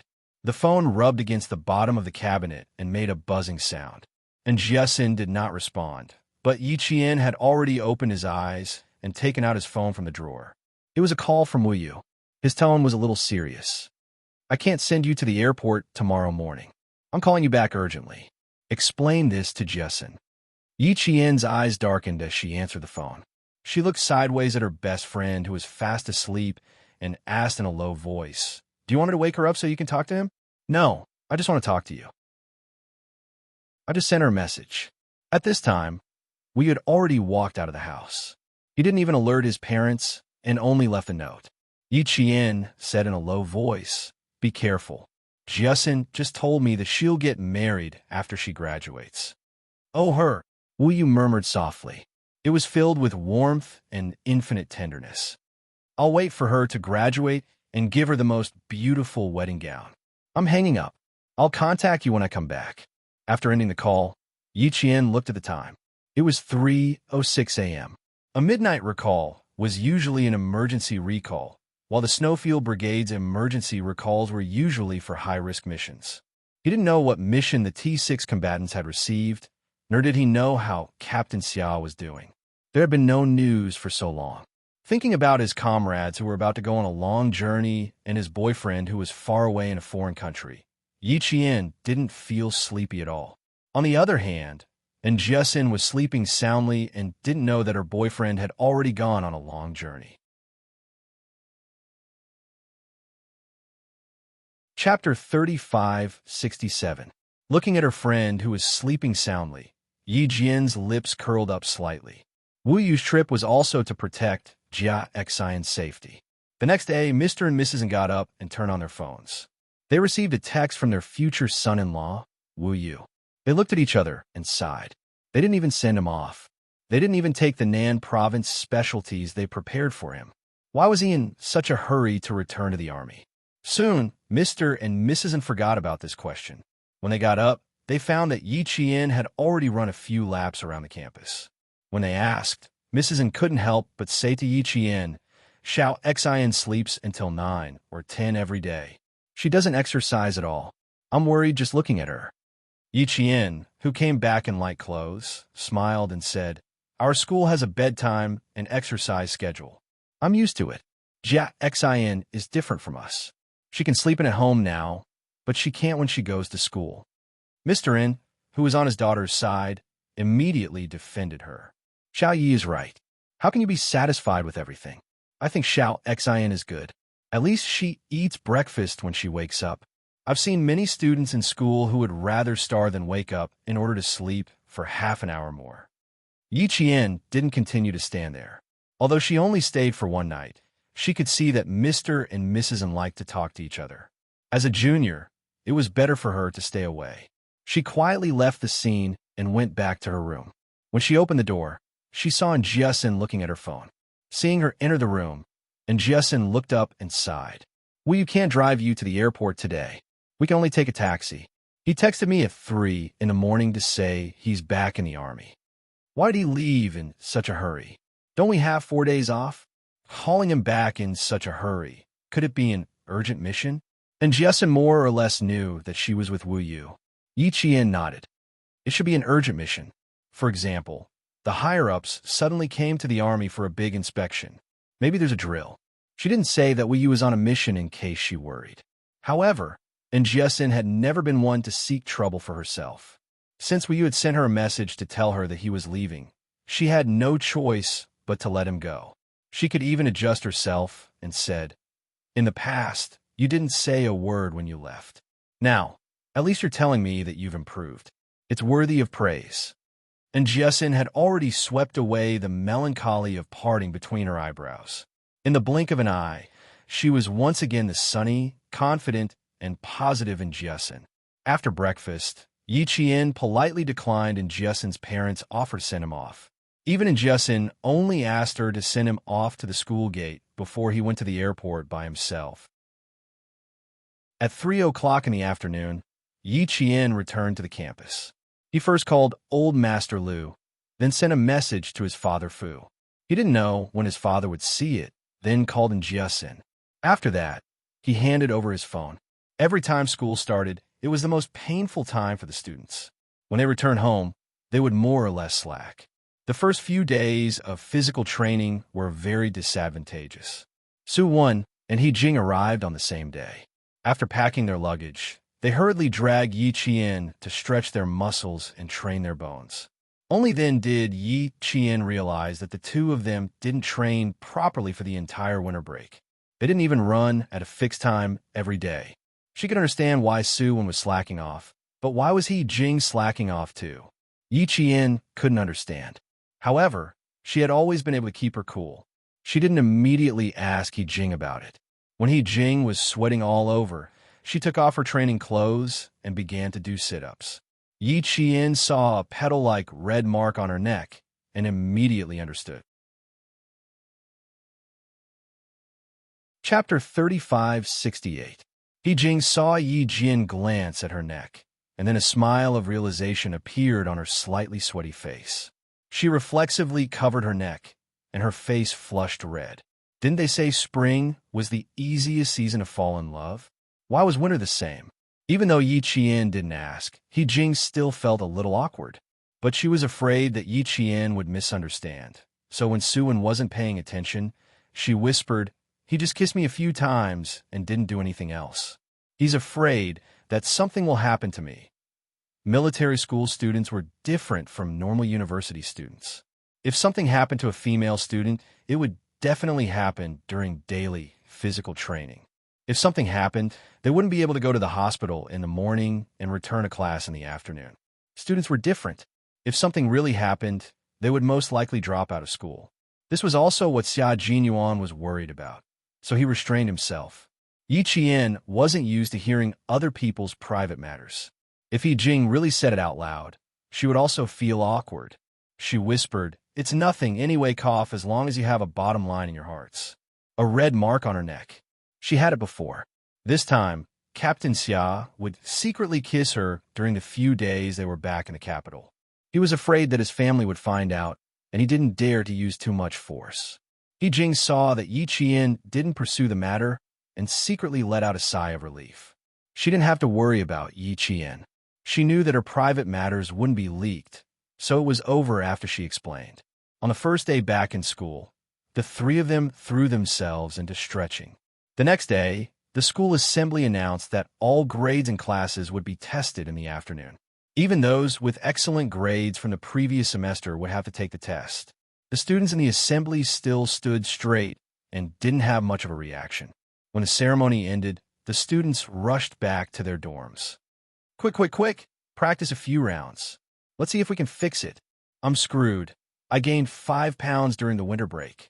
How do I run? How do I run? Tell me how to run. That's too cruel. It must be a deliberate arrangement. How can there be a test on the first day of school? I didn't even finish digesting the fish and meat I ate at home yesterday. I'm envious of those guys who were demoted. Who in our company was demoted? These fellows are great. All of them can pass. Cut the crap. Hurry up. He stood like a pine tree during the opening ceremony, but his heart was in turmoil. When he returned to the dormitory and changed into his training uniform, he knew that something bad had happened. He, Ching, and Su clicked their tongues. Scare me to death. Scare me to death. How many people will be scared to death by this? Luckily, we were quick-witted yesterday. As soon as we arrived at school, we immediately stretched classmate Ye's tendons. At least we were able to exercise for a while. What are we going to do with those who gained 5 to 10 kilograms? Su quickly changed into her student uniform and hung it neatly in the wardrobe. She changed into her training uniform as fast as she could. Although she said it was scary, her small face was full of confidence. She was not worried that she would be a burden at all. He Jing said, "You seem to have gained 5 or 8 pounds. Don't call the kettle black. Hurry up, there's still 1 minute." That's right. He had said that he would do the comprehensive physical fitness test immediately. This decision was not made early, but a last-minute one. For this reason, the leaders of the various academies had a short debate in the morning. In the end, it was still the principal who came forward and slammed the table. Since they were going to send students to represent their country's military academy in a competition overseas, how could they still give them a few days to adapt? Were they going to waste their entire winter break? Chapter 3569. If they really wanted to waste their time, it would be the students themselves. There were a total of 4 military academies, and each school would send 4 representatives. A group of 16 people would go overseas to represent the military academies in the competition. It would not be a problem for the National University of Science and Technology to select 4 top students. As for needing a few days to get used to the environment before they could show their true abilities, that was just an excuse. The principal slammed the table and made a decision. The order was immediately given. All the students would take the comprehensive test after the opening ceremony. There was no room for discussion. Today, they received a notice from the military that Monfei would be holding a competition between the military academies of various countries. Flying in the sky, running on the ground, swimming in the sea, long guns, short guns, long cannons, short cannons, all of them would be tested. It was equivalent to a comprehensive military competition. All participants had to be current military academies. Even West Point would send people to participate. The Chinese side received the invitation a little suddenly. The invitation they received yesterday was sent out by the military this morning to the 4 academies: the National University of Science and Technology, the Air Force Academy, the Navy Command Academy, and the Army Academy. The 4 academies immediately began the internal selection process. The list of participating students had to be submitted to the military within 3 days, and then to Monfei after 5 days. Otherwise, it would be considered as forfeiting the competition. The invitation should have been sent out last year, but it was suddenly sent out this year. They said it was accidentally left out, but everyone knew the real reason. If the Chinese side really wanted to forfeit the competition, Monfei would have something to say. The domestic news of the top few Asian countries would definitely report on the Chinese side again. It would not be anything good. It would all be misleading news. The Chinese side knew the other side's intentions. Since they accepted the invitation, they would fight. Who's afraid of who? Yi Qian and the others did not know about this. They only knew that the comprehensive fitness test had already begun. They did not open their mouths. They could only open their mouths and scold them. Even the class monitor could not raise his head. He had to raise his head, or else he would be scolded even more fiercely. Su stretched her arms and legs. Their class and the other class were in the same group of students. The students of the other class were being lectured by instructor Changjiang. Although it was not their class's turn yet, listening to this kind of lecturing was like a knife at the back of their neck, ready to fall down at any time. With a kacha sound, their heads fell to the ground. The students in Yi Qian's class held their heads high and puffed out their chests. Even if they did not have much confidence, they could not lose their momentum. It wasn't just one class that was being reprimanded. Almost every class had a student being reprimanded. A student being reprimanded wasn't a personal matter, but a class's matter. If there was a punishment, the entire class would be punished. No one could escape. Yi Qian, Su Wen, He Jing, and 9 other students made up a class of 12. They were all stretching their muscles to avoid straining their muscles. The 3 of us female students definitely won't have a problem. It's up to the 9 of you guys. Don't embarrass our outstanding class, male comrades. Su Wen spoke to the 9 male students in a low voice, including the class monitor. Yi Qian was not the class monitor. Due to her special circumstances, the position of class monitor was taken over by another male student, Wei Jiaming. Hearing this, he smiled and said, 3 of us went to the basic level. Don't worry. The other brothers are all training at home. There's no delay. With Yi Qian around, the male students were constantly spurred on to work hard. They did not dare to slack off. Otherwise, if they were too far behind Yi Qian's strength, they would lose face. Su Wen was delighted when she heard this. Then our class definitely won't have a problem. Look at the faces of the leaders and instructors. They're so angry. Chapter 3570. It would be strange if the team leaders and instructors' faces didn't turn black when they saw the students' physical fitness drop so much after a winter break. Apart from the students' roars, the team leaders and instructors' roars could only be heard on the training ground. Not enough. That's it. You've gained a few pounds for nothing. Practice. Practice with all your might. You're all lazy. If you don't train for a day, you'll just eat and drink. Run 10 laps. Now go and run. Class 4's class monitor, step forward. Take your class and run with weights now. The sudden comprehensive physical fitness test became a nightmare for some students. If they indulged a little during the winter break, it would be a black week when they returned to school. Those who didn't pass all the physical fitness tests would have to train harder without any objections. Yi Qian's class also had students who didn't pass. However, those who scored poorly in the previous semester passed because they were afraid that they would fall behind when school reopened. They didn't dare to relax during the winter break and even trained at home without stopping. Those who didn't pass were mostly those who scored average or slightly below average in the previous semester. Such results were undoubtedly a warning to the students. If they dared to relax, the consequences would be very serious. The school's leaders had been paying attention to this sudden physical fitness test. At the same time, they also paid attention to a few students. These students are the leaders in their specialization and their comprehensive physical fitness results in each semester. Focus on them and choose 4 students from them. The chief instructor handed the 2 student lists to the cold-faced principal. They have always been outstanding students. Their grades are very stable and there are no fluctuations. The list of students started from the 4th year to the 2nd year. The 1st year students weren't considered. They had only been in school for half a semester and hadn't even touched a lot of conventional weapons, let alone cannons and bullets.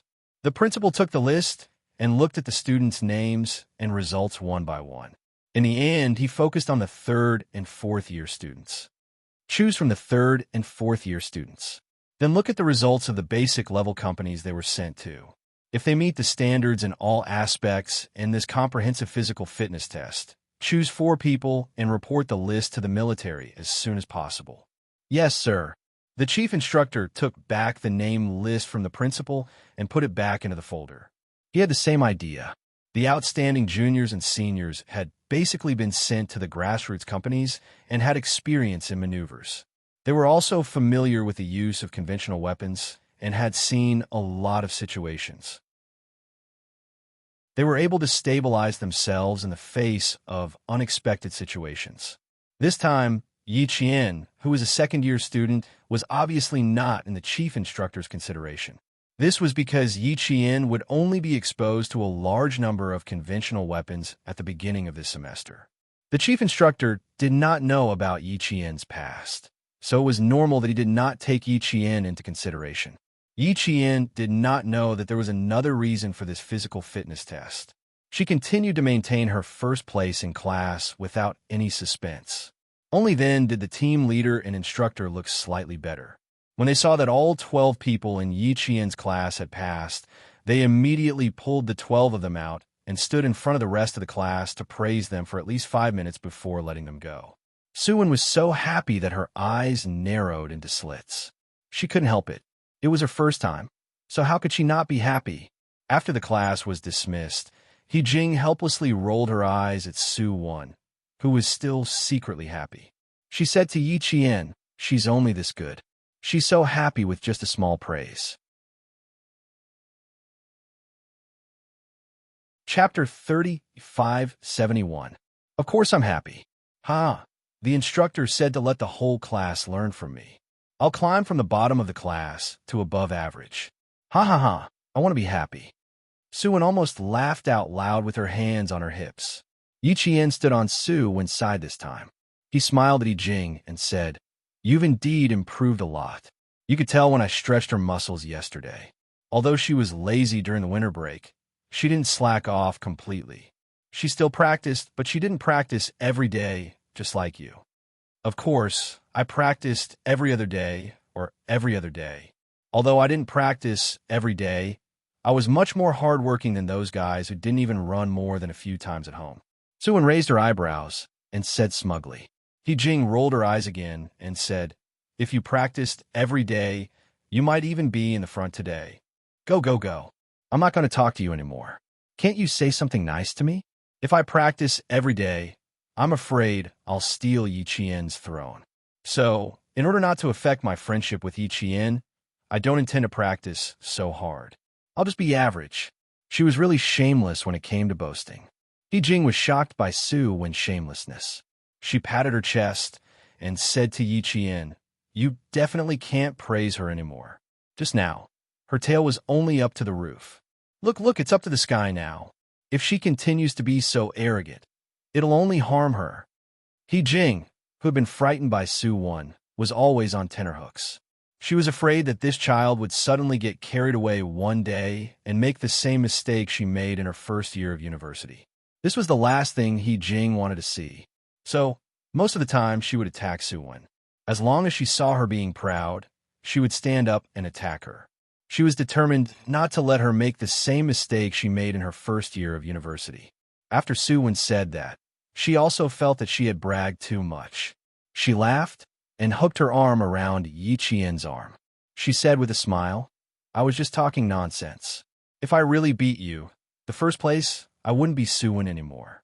I'd be Superman." She was aware of her own limitations. Once again, Yi Qian was in first place. Although the overall results of the year were not out yet, Yi Qian was still in first place in the team. 2 classes made up a brigade, which meant that Yi Qian's results were the best among the 2 classes. As for whether he would still be first in the entire cohort, Suwon felt that there was no doubt about it. He didn't see the captain and instructor's faces, which were as dark as the bottom of a pot, suddenly become as bright as stainless steel when they saw Yi Qian's results. Therefore, Yi Qian was the top student in the entire cohort. Suwon was very confident in Yi Qian, and Yi Qian naturally didn't let her down. Although she wasn't the top student in the school, she was still the top student in the grade. After 2 consecutive days of testing, almost all of the students who had just returned from the holidays shed a layer of skin. If they could lose 1 kilogram a day, they could lose 3 kilograms in 2 days. So people really did lose weight. A few boys in Yi Qian's class announced on the morning of the 3rd day that they had successfully lost about 3 kilograms after 2 consecutive days of testing.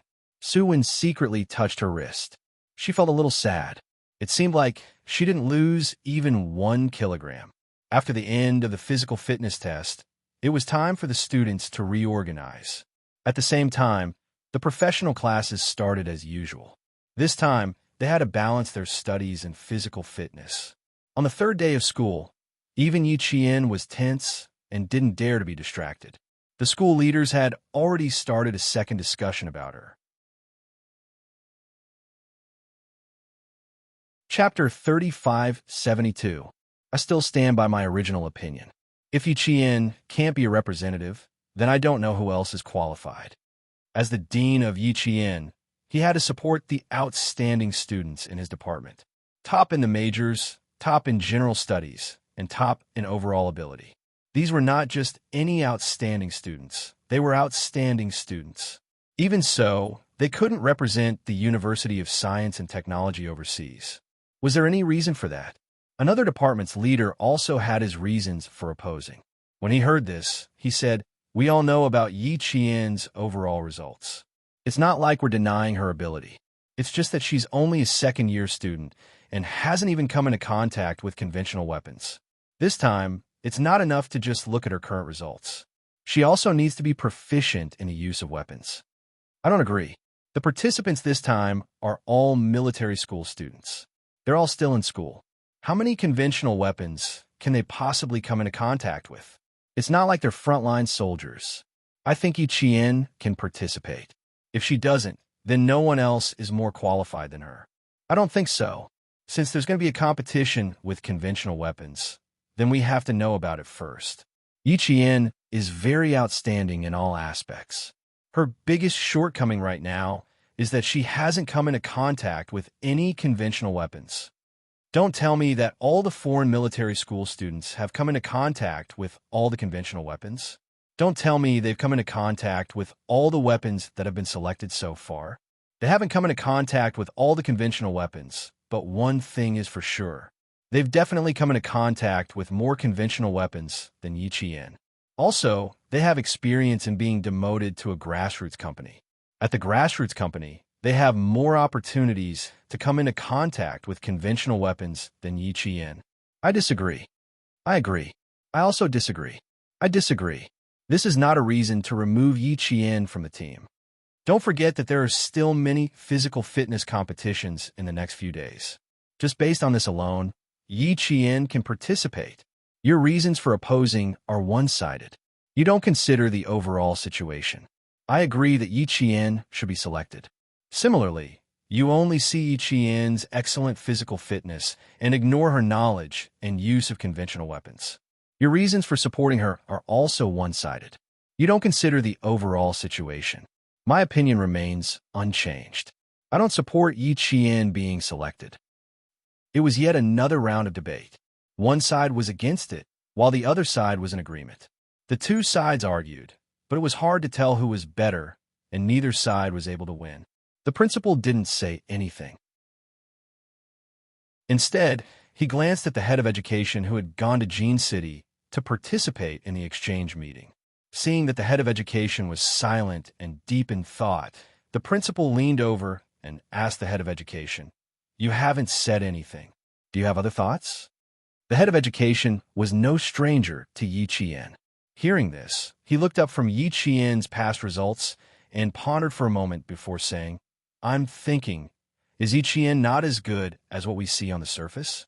I have a feeling that this student is not simple. Principal, you should know better." Also, her principal insists that Yi Qian will definitely be able to complete the mission perfectly. Why do I feel like the principal also knows a little about Yi Qian's uniqueness? As the principal, he naturally knew a little, but not much. He knew that Yi Qian did not return to school normally a few times because the military had other arrangements. As for what the arrangements were, he really did not know. The principal was the same as him. He did not know much. The principal nodded slightly and said, "Yes, he is indeed a little different. These were all orders from the military. Even I have no right to know." Chapter 3573. Not even the headmaster had the right to know about the direct orders given by the military.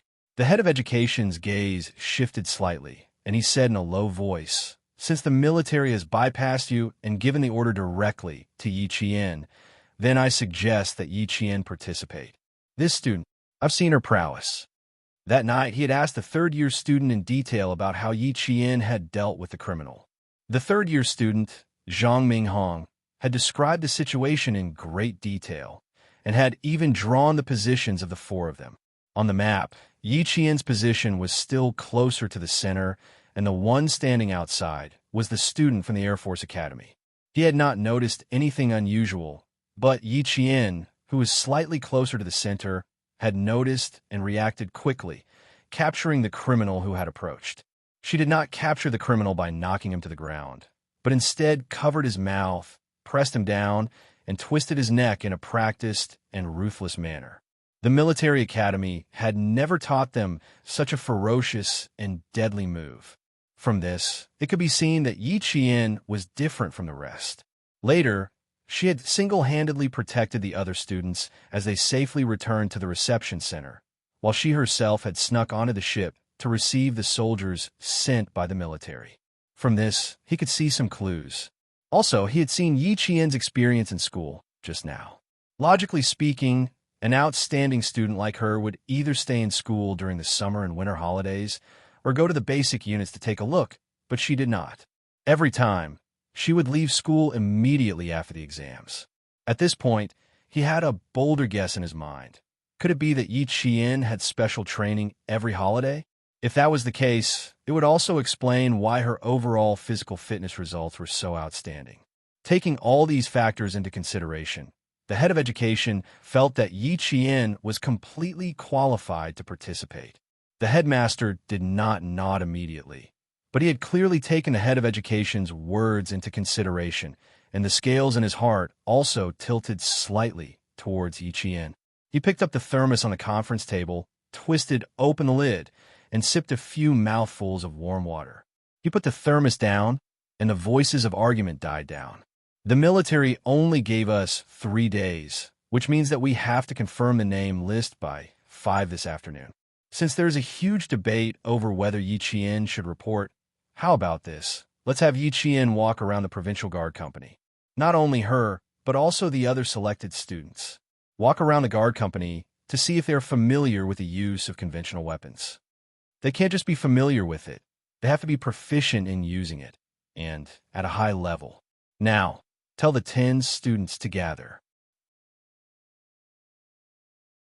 The headmaster raised his wrist and looked at his wrist. 10 minutes, 10 minutes, 10 minutes, 10 minutes to gather at the gate and take a bus to the provincial guard company to the provincial guard company.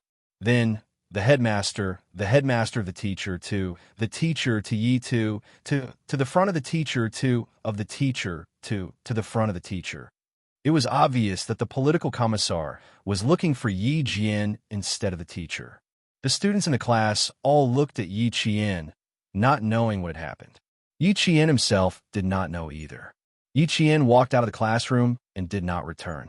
The teacher did not mind, and even though the students were puzzled, they did not take it to heart. After all, the headmaster did not call Yi Qian out to criticize him, but to praise him. At 10:18, Yi Qian and 9 other seniors arrived at the school gate. Yi Qian knew one of the seniors, and the two of them greeted each other, smiled, and stood at their respective positions. Chapter 3574. After a simple formation, they walked towards the small bus parked at the side.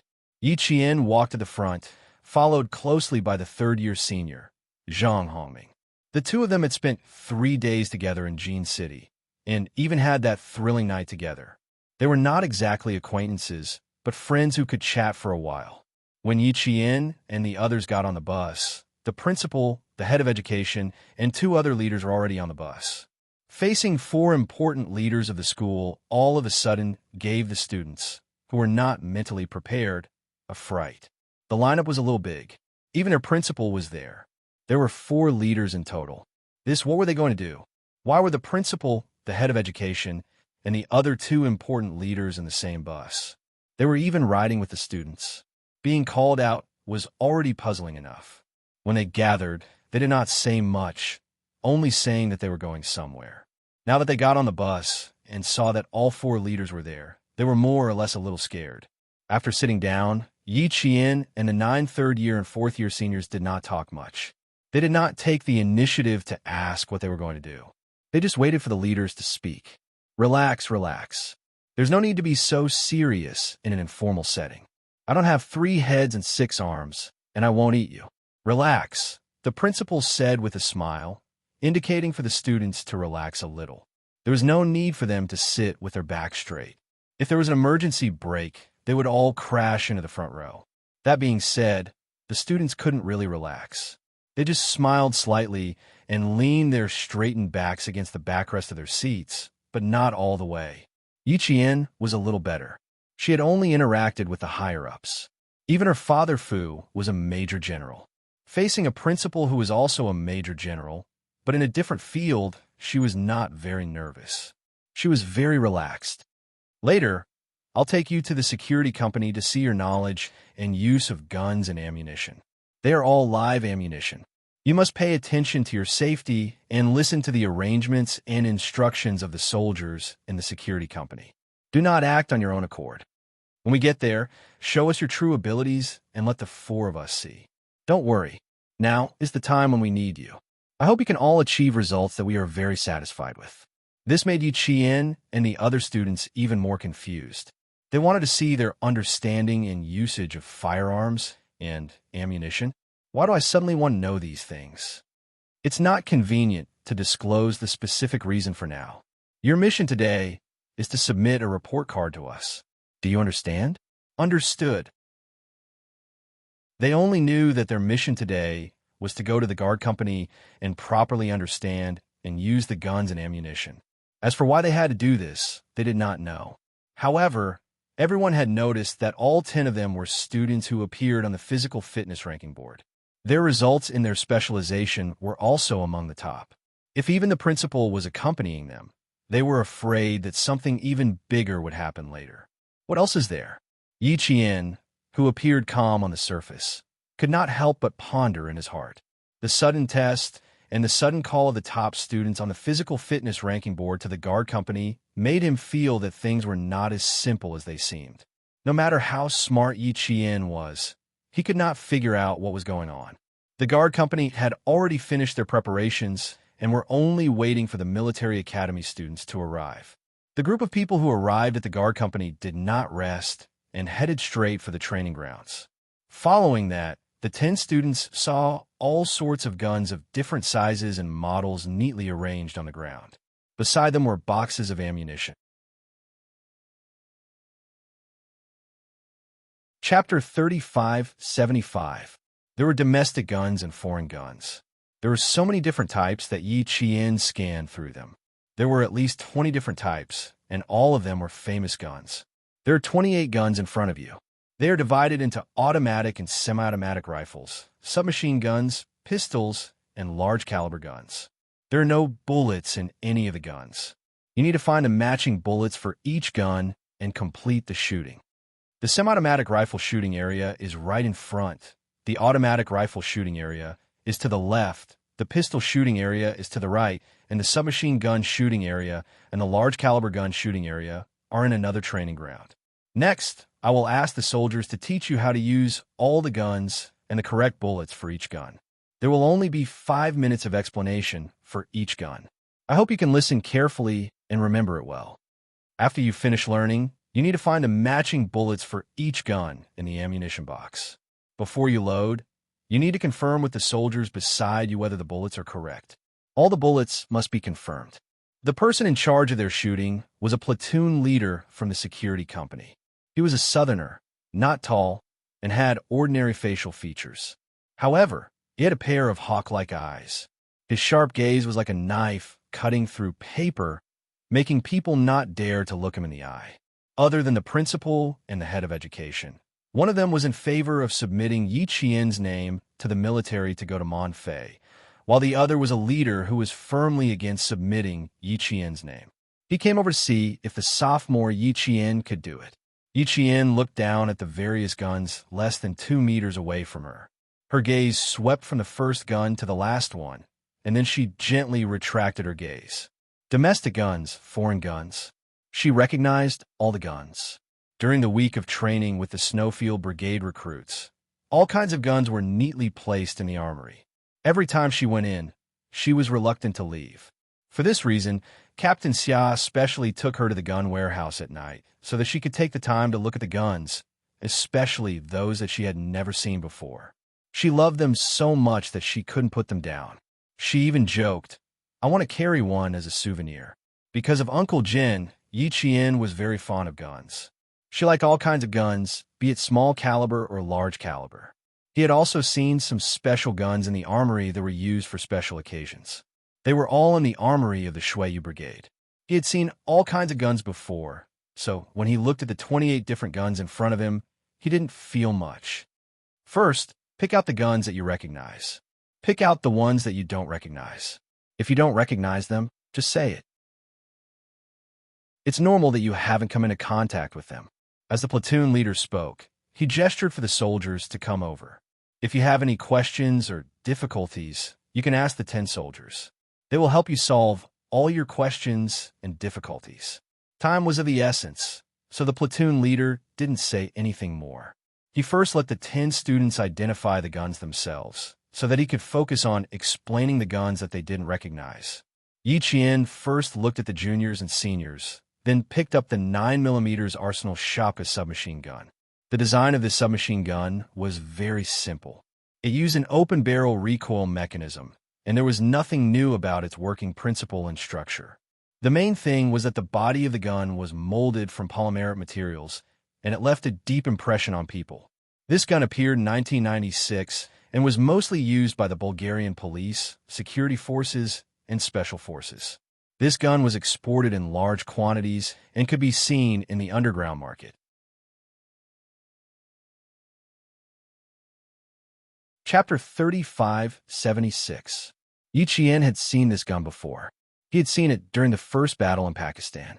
Out of the corner of his eye, Yi Qian saw that his 9 seniors were seriously picking out the guns that they did not recognize.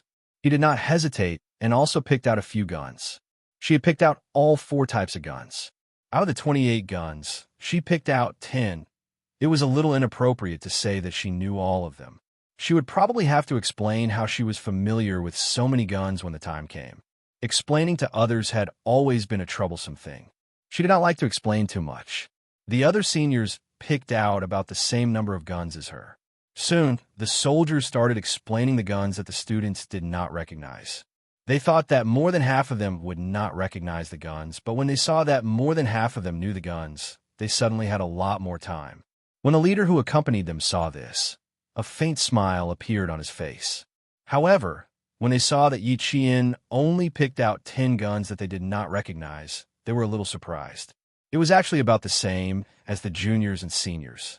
When the leader, who used the reason that Yi Qian needed to start using conventional weapons this year, saw this, his expression suddenly became a little unnatural. When the leader who was in favor of reporting Yi Qian's name list saw this, his smile deepened. He said to the leader, who looked a little unnatural, "How is it? Yi Qian is not bad, right? She's about the same as the juniors and seniors. Less than half of them have passed." The internet is so advanced now. You can see pictures of guns from all over the world. Even the library has pictures of guns. It's normal that she knows them. However, just knowing them is not enough. She has to know how to use them. The leader didn't change his opinion immediately. If he really changed his opinion, there wouldn't be so much controversy in the meeting. Then let's wait and see. I still have a lot of confidence in Yi Qian. Let's wait and see. As long as she knows how to use them and is familiar with them, I will definitely support her. Then you should be prepared to support her. Just the way she held the gun just now made me confident. The 2 leaders who supported Yi Qian and those who did not support Yi Qian started a new round of discussion. The leader who did not support Yi Qian was not deliberately targeting her. It was just that this time, Monfei did not come with good intentions. If she made a fool of herself during the competition, it would be a disgrace to the country. Since he had his misgivings, he naturally had to stick to his own views. The head of education was also whispering to the principal. "Look at her movements. She's very skilled." The instructor also said that she never misses any target practice. Her accuracy is 100%. Her results are even better than the instructor's. If it's possible this time, then there won't be any more questions. We'll directly add her name to the list. The principal nodded. She's a moldable talent. Wherever she goes, she'll shine like gold. Not bad. We'll have to wait and see. I'm a little pressed for time here. I still have a meeting to attend in the afternoon. Keep a close eye on me if I leave midway. The principal was also very satisfied with Yi Qian's performance, especially when he saw that Yi Qian was able to memorize it after the soldier spoke once. He was even more satisfied with her. I know that she has a good memory and strong learning ability. As long as she can familiarize herself with the following steps and her results are not bad, I'll choose her. Yi Qian's extraordinary memory was not a secret among the leaders. Almost everyone knew about it. However, the soldier who taught Yi Qian did not know about it before. After he spoke, he asked Yi Qian if there were any problems. When Yi Qian shook his head, the soldier did not quite believe him. Yi Qian practiced on her own and found the right bullets from the ammunition box. Only then did the soldier believe him. Yi Qian already knew about the 10 guns, so a 5-minute introduction was enough. Chapter 35-77. For the other 9 students, a 5-minute introduction was more than enough. They were all students with excellent overall grades. Their ability to accept new things and their memory was strong, so they had no pressure to learn new things. The next step was to see how their results were. After all, this was the most important thing. The soldiers were very professional. The 5-minute introduction was all about the essence. Even though Yi Qian knew it herself, she still listened with great interest. 50 minutes passed very quickly. Yi Qian had finished learning again, and the other 9 students were almost done. There were no major problems. The shooting practice began. Each gun could only be loaded with 5 bullets. There was no limit to when they could finish, but they couldn't be too slow. They had to maintain a score of 45 points and above. Anything below 45 points would be considered a failure. Shooting was not a big problem for Yi Qian. Not only did she recognize these guns, but she was also familiar with them. There was no problem at all. After the 10 soldiers finished speaking, they watched as the students quickly found the right bullets for their guns. Because they were familiar with the guns, they naturally knew what type of bullets were loaded. Other than the fact that they were a little slow, there were no major problems. Yi Qian had even less of a problem. The first thing they did was to shoot with his semi-automatic rifle.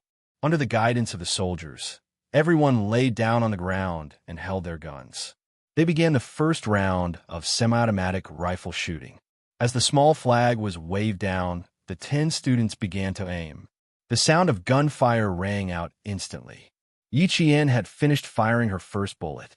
Any training, any shooting practice, to her was a battle. There was no room for modesty. If she had the ability, she would show it. Why bother hiding it? If it wasn't for the fact that she was a second-year student and would only be exposed to conventional weapons this semester, she would have directly said that she recognized these guns and had done some research on them. But shooting was not within her scope of consideration. The first bullet rang out.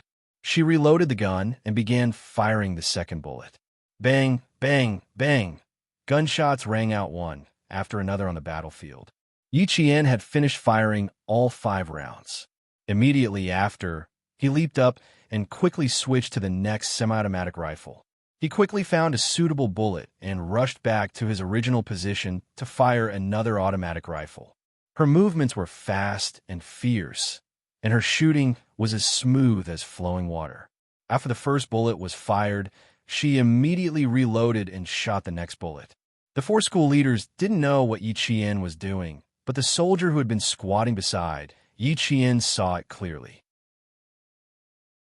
Because he saw it clearly, the corner of his mouth couldn't help but twitch. When Yi Qian came back with the 3rd semi-automatic gun, the soldier kindly reminded him, "You have to aim before you shoot. Don't shoot directly. It's easy to miss the target. Look at the people standing behind you. Be more serious." While the soldier was reminding Yi Qian, the platoon leader also said the student at the first target is fast, but too fast. I'm afraid most of the bullets will miss the target. Almost everyone who saw Yi Qian shoot for the first time thought the same. After all, Yi Qian didn't have any obvious aiming movements. Who else could they misunderstand if not her? If Yi Qian's instructor was here, he would definitely tell the platoon leader that his student was just that good. Every time she didn't aim during shooting practice, she would always get a perfect score. Chapter 3578. The instructor was not around, and there was no one to explain to Yi Qian immediately. The platoon leader's words made the principal frown. He looked at his watch. It was almost time. He had to rush to the meeting. If it's really like what the platoon leader said, Yi Qian can't be considered. Speed alone is a waste of bullets. The principal was a little disappointed, but he did not directly reject Yi Qian. After all, he had seen how outstanding Yi Qian was. When the time comes, report their results to me.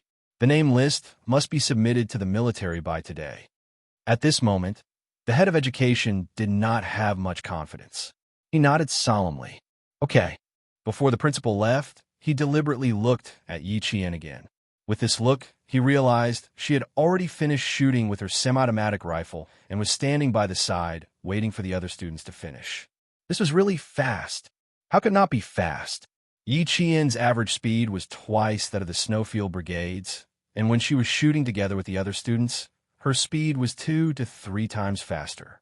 It would be strange if she was not fast. The soldier did not say anything else. He had already reminded her, but this female student in front of him was insistent. What else could he say? She did not turn around to look at the faces of the 4 leaders. If she did, she might even be more serious. However, when the soldier saw the principal's gloomy face as he left, he still said softly, "Your leaders are all looking at you. You have to be more careful. You can't just casually shoot in front of your leaders. You should at least have the right attitude." He had never seen anyone with such a bad attitude in front of their leaders. Hearing this, Yi Qian, who had not been paying attention to her leaders, could not help but turn her head to look. She happened to see the head of education looking at her with a serious expression. She smiled slightly. Her gaze was calm and unburdened. When the head of education saw her faint smile, he could not help but think of the next morning after that night. The student who had worried him the whole night finally returned to the reception center. Her gaze was calm and unperturbed. It was as if what had happened last night was just a dream. She had woken up when the sun rose. There was no trace of her at all. The other party had a gun. She snatched the gun and killed the other party. After not returning for a night, there was no fear in her eyes. There was only a bottomless darkness like the sea at night. The head of education, who had a serious expression, smiled. He said to the platoon leader beside him with a smile, "That female student's overall results are excellent in all aspects. Even the male students concede defeat in front of her. I've seen her shooting results." In the first half of her first year, her shooting results were a little unstable, but in the second half of her second year, all her shooting results were perfect. I still believe in my student. Since she was able to get a full circle every time during her usual training, I'm sure her results this time will not be bad. He should have believed that the girl in front of him was willing to risk her life to protect the other 3 students as they retreated in the face of armed criminals. She was no ordinary student. She could be considered a true warrior. She was a warrior who was fearless in the face of danger and returned calmly. He should believe in her ability. The platoon leader was not familiar with Yi Qian. When he heard what Yi Qian said, he thought that all leaders were the same. They were all protective of their students. He did not explain further. He only said, "That is indeed very good. However, the semi-automatic rifle she is using now is not the domestic rifle that is usually used for training. There may be some deviation. But with her ability, the deviation will not be too big." In short, the head of education had 100% confidence in Yi Qian.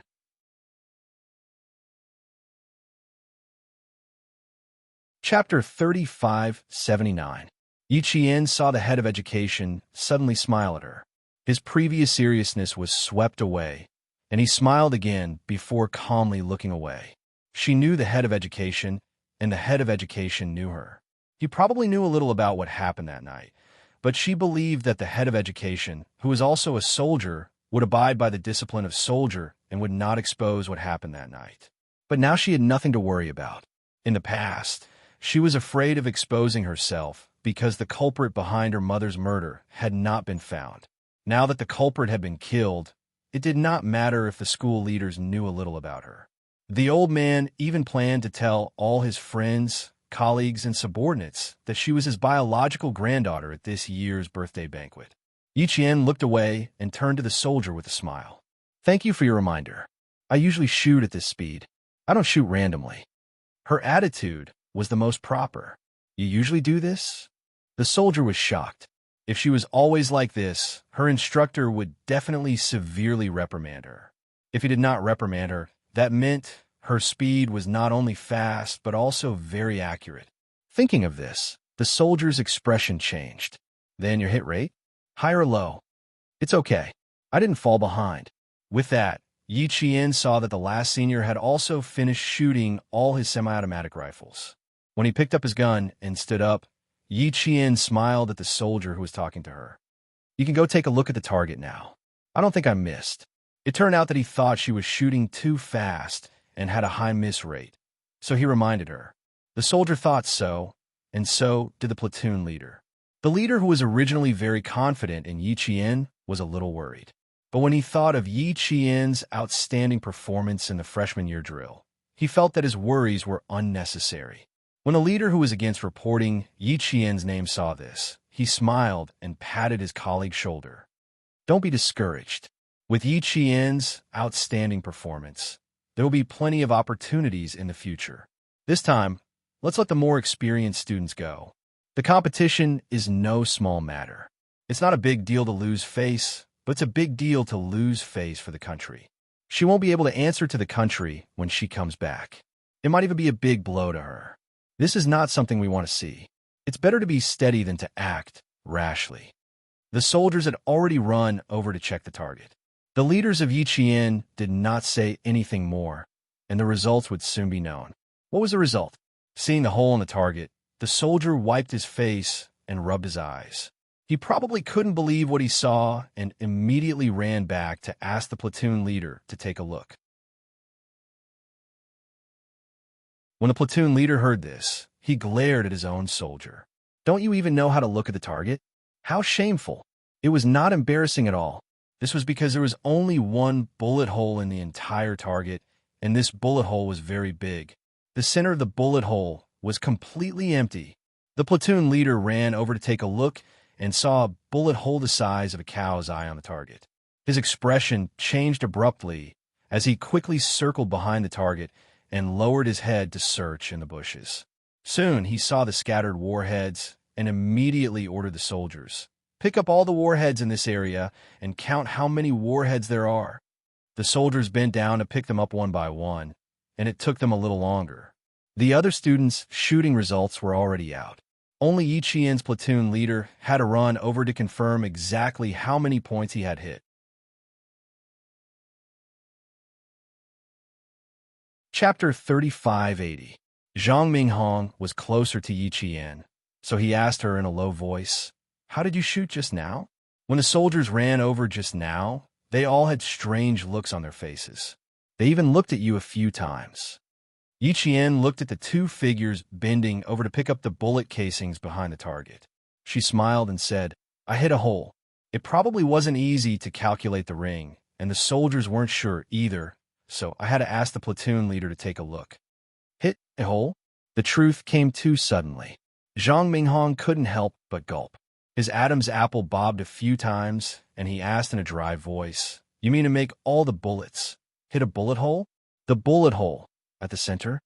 His intuition told him that Yi Qian would definitely tell him that she had hit the same bullet hole at the center. "Yes. Although I don't know why the school leaders brought us to the security company. I think they want to see our shooting skills." Yi Qian nodded and answered. She heard the senior beside her swallow with difficulty. She couldn't help but laugh. "Why are you so surprised? As long as you aim at the hole, it's actually not difficult. As long as you train hard, you can do the same." Zhang Minghong, who was so shocked that his breathing stopped, didn't know whether to laugh or cry at her words. Yi Qian, Do you think everyone is as talented as you? No, you have a certain level of talent in shooting. Our instructor has already said that it's very difficult for any of us to surpass you. Hard work can only lead to one person's success. However, talent is innate, not something that can be achieved through hard work. He already knew that she was so good that even the instructor praised her. Now that he knew it in person, he was still shocked. To be able to hit a full circle with dozens of bullets, her ability was undeniable. No one could compare to her. Yiqian was about to answer when she felt someone walk up behind her. It was the head of education. He walked up to her and asked, "Is there a problem with your results? Or did something unexpected happen? Why did they all walk behind the target to pick up the bullet casings?" "Sir, there's no problem because I just hit a bullet hole with all the bullets. It might be a little difficult to count them, so I need to pick up all the bullets." Yiqian straightened her back and answered calmly. His voice was neither loud nor soft, and his tone was calm and natural. It was just enough for his comrades around him and the two school leaders to hear him clearly. The two school leaders paused for a moment, then quickly walked over to him. The head of education was asking, "You shot all the bullets into one bullet hole? Are you sure?" "I'm sure." He asked again. Yiqian was still confident in his answer. It was the truth, so naturally he was confident. There was no need for the other two leaders to ask any further. The head of education asked what they wanted to know, and Yiqian answered what they were puzzled by. She had shot all the bullets into a single bullet hole, and the soldiers were in disbelief. That was why she had dragged the platoon leader over to take a look. The 50 bullets were all picked up from the surroundings. The platoon leader stared at the bullets in his hand, and then looked at the bullets in the soldier's hand. He had to believe it, even if he didn't want to. This is really strange. How could a military school student be so powerful? He's a sharpshooter. He had just confirmed 5 times that all the bullets came from the semi-automatic rifle the female student was holding. There was no mistake about it. The soldiers silently looked at the bullet hole the size of a bull's eye and said softly, "Platoon leader, that female student just told me that she was able to complete her shooting at such a fast speed during school training." With this reminder, the platoon leader recalled Yiqian's shooting speed in his shock. When he thought of it, he was once again shocked. This was not just any kind of strange thing.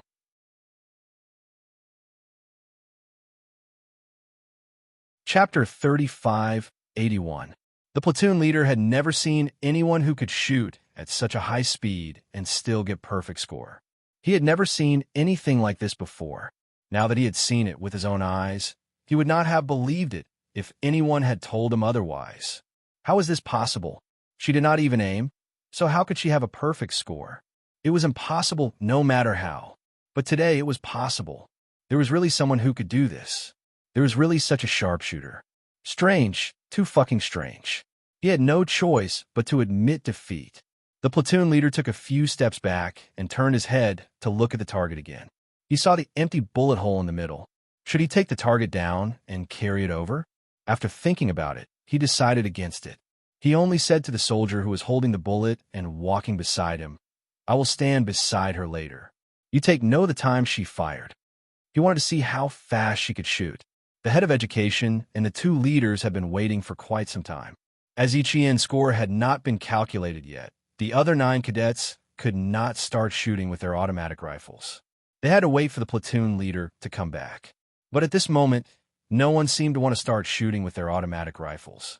They all wanted to know how many points Yiqian had hit, and if she had really hit the same bullet hole with all her bullets. Very soon, the platoon leader walked over with the bullet in his hand. Everyone's gaze fell on the bullet in the platoon leader's hand. These were all the bullets that Yiqian had shot. It took some time to pick up the bullet. The platoon leader placed the bullet on the ground again. His gaze fell on Yiqian. He really did not expect a cadet from a military academy to be so good at shooting. It was really too shocking. His gaze fell on Yiqian for a while before he said to the head of education, "This student from your school is very good. This is the first time I've seen someone who could hit the same bullet hole with such rapid shooting.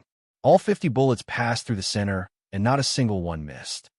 If I hadn't seen it with my own eyes, I would never have believed that such a thing could happen. If any of you leaders have any questions, You can go and take a look at her target personally. Just now, I was wondering if I should take down the target and show it to the leaders, but after thinking about it, I felt that it would be a little troublesome, so I gave up. But later, I will bring the soldiers in the company to take a look and let them have a look." As soon as the platoon leader finished speaking, the entire crowd fell silent.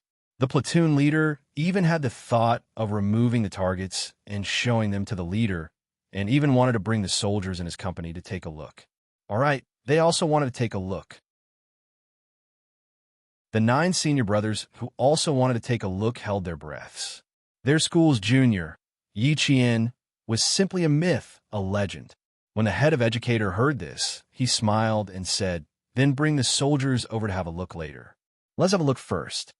Indeed, he had not misjudged him. This student from Yi Qian was indeed amazing. Otherwise, why would the military allow her to stay and sneak into the cargo ship? Following the platoon leader, they all walked towards Yi Qian's shooting range. When the head of education saw the hole in the middle of the target, even the usually calm head of education was delighted. Good, very good. The head of education felt that the 2 good were not enough, so he added another very good to increase his confidence in Yi Qian. He said to Yi Qian, "Under such rapid-fire conditions, you were still able to hit the same target with all the bullets. I think you must be 1 in a million. Who knows, maybe even 1 in a million wouldn't be able to be picked out."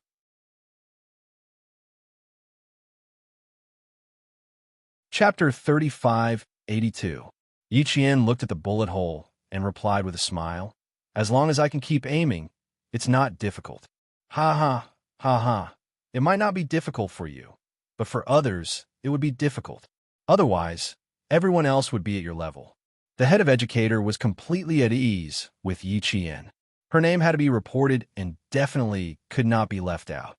Then he said to the other 2 leaders, "Yi Qian should have no problems. This kind of result is amazing enough. What do you think?" At this moment, even the leader who had objected to Yi Qian's name being reported did not have any objections. He hurriedly said, "There's no problem at all. With her results, I'm sure even a sharpshooter wouldn't be able to do much." Zhang Minghong and the other 9 students raised their heads and looked at the empty target in the center. They looked at it silently for a while, then silently looked at Yi Qian before silently looking away. It wasn't amazing, it was shocking. From the moment junior sister Yi Qian stepped onto campus, her name had already spread among the students. After half a semester, it could be said that there were not many who did not know junior sister Yi Qian. They all knew that Yi Qian was very good, but they had never seen how good she was. Now that they saw her today, they finally understood why. Everyone said that junior sister Yi Qian was very good. Too good. The leaders who were in favor of reporting Yi Qian's name laughed and said to the head of educator, "Although there's no problem, let her continue with the shooting. What, she could get a full score again?" After saying that, they even smiled and asked Yi Qian, "Yi Qian, do you have the confidence to get a full score again? Look at everyone's eyes. It's obvious that they want to see how good you are. Why don't you challenge it again?" To Yi Qian, this was not a challenge. It was something that she had to do. Yi Qian naturally did not have any problems with it. When she returned to school, she would not have such a good opportunity like today. It was a good opportunity for her to practice. Yi Qian was the type of person who got more and more carried away by the end of the game.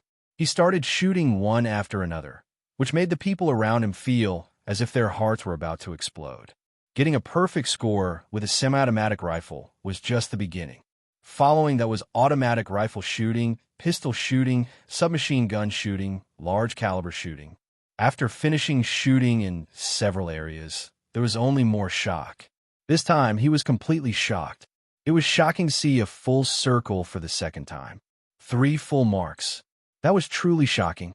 4 full points. This was what a sharpshooter was like. The platoon leader wiped his face as he watched. He really wanted to pull such a sharpshooter into their security company. Later, he would report to the company commander and see if they could make a move in advance. The pavilion closest to the water enjoys the moonlight first. They needed such powerful sharpshooters. Most importantly, female soldiers. As for the school leaders, They looked at Yi Qian with a gentle gaze. He was a good seedling, a good seedling. This was a good seedling of a national science and technology university. They had to nurture him well. Otherwise, they would be letting down this good seedling who had taken root in a national science and technology university. On the way back to school, Zhang Minghong sighed to Yi Qian and said, "Do the students in your class all have good psychological endurance?" Being in the same class as Yi Qian, those with average psychological endurance would probably not be able to continue with their studies. Yi Qian still did not understand. He smiled and said, "It's all right. No one failed the psychological test. They all did well." Zhang Minghong smiled wryly. Their class was full of amazing people. After half a day, he was starting to feel anxious. He felt that the gap between him and Yi Qian was too wide. If he did not work hard, he could be eliminated at any time.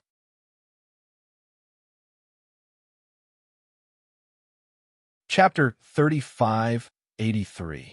The 10 students who had been sent to the provincial military's guard company to practice for half a day had no idea why they were sent back to school. Before the head of education could report the situation to the principal, the provincial military's leader called to express his concern.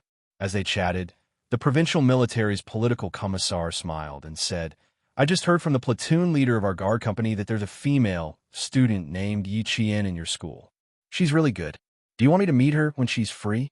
The political commissar was from the late chairman's hometown, so he spoke with a familiar local accent.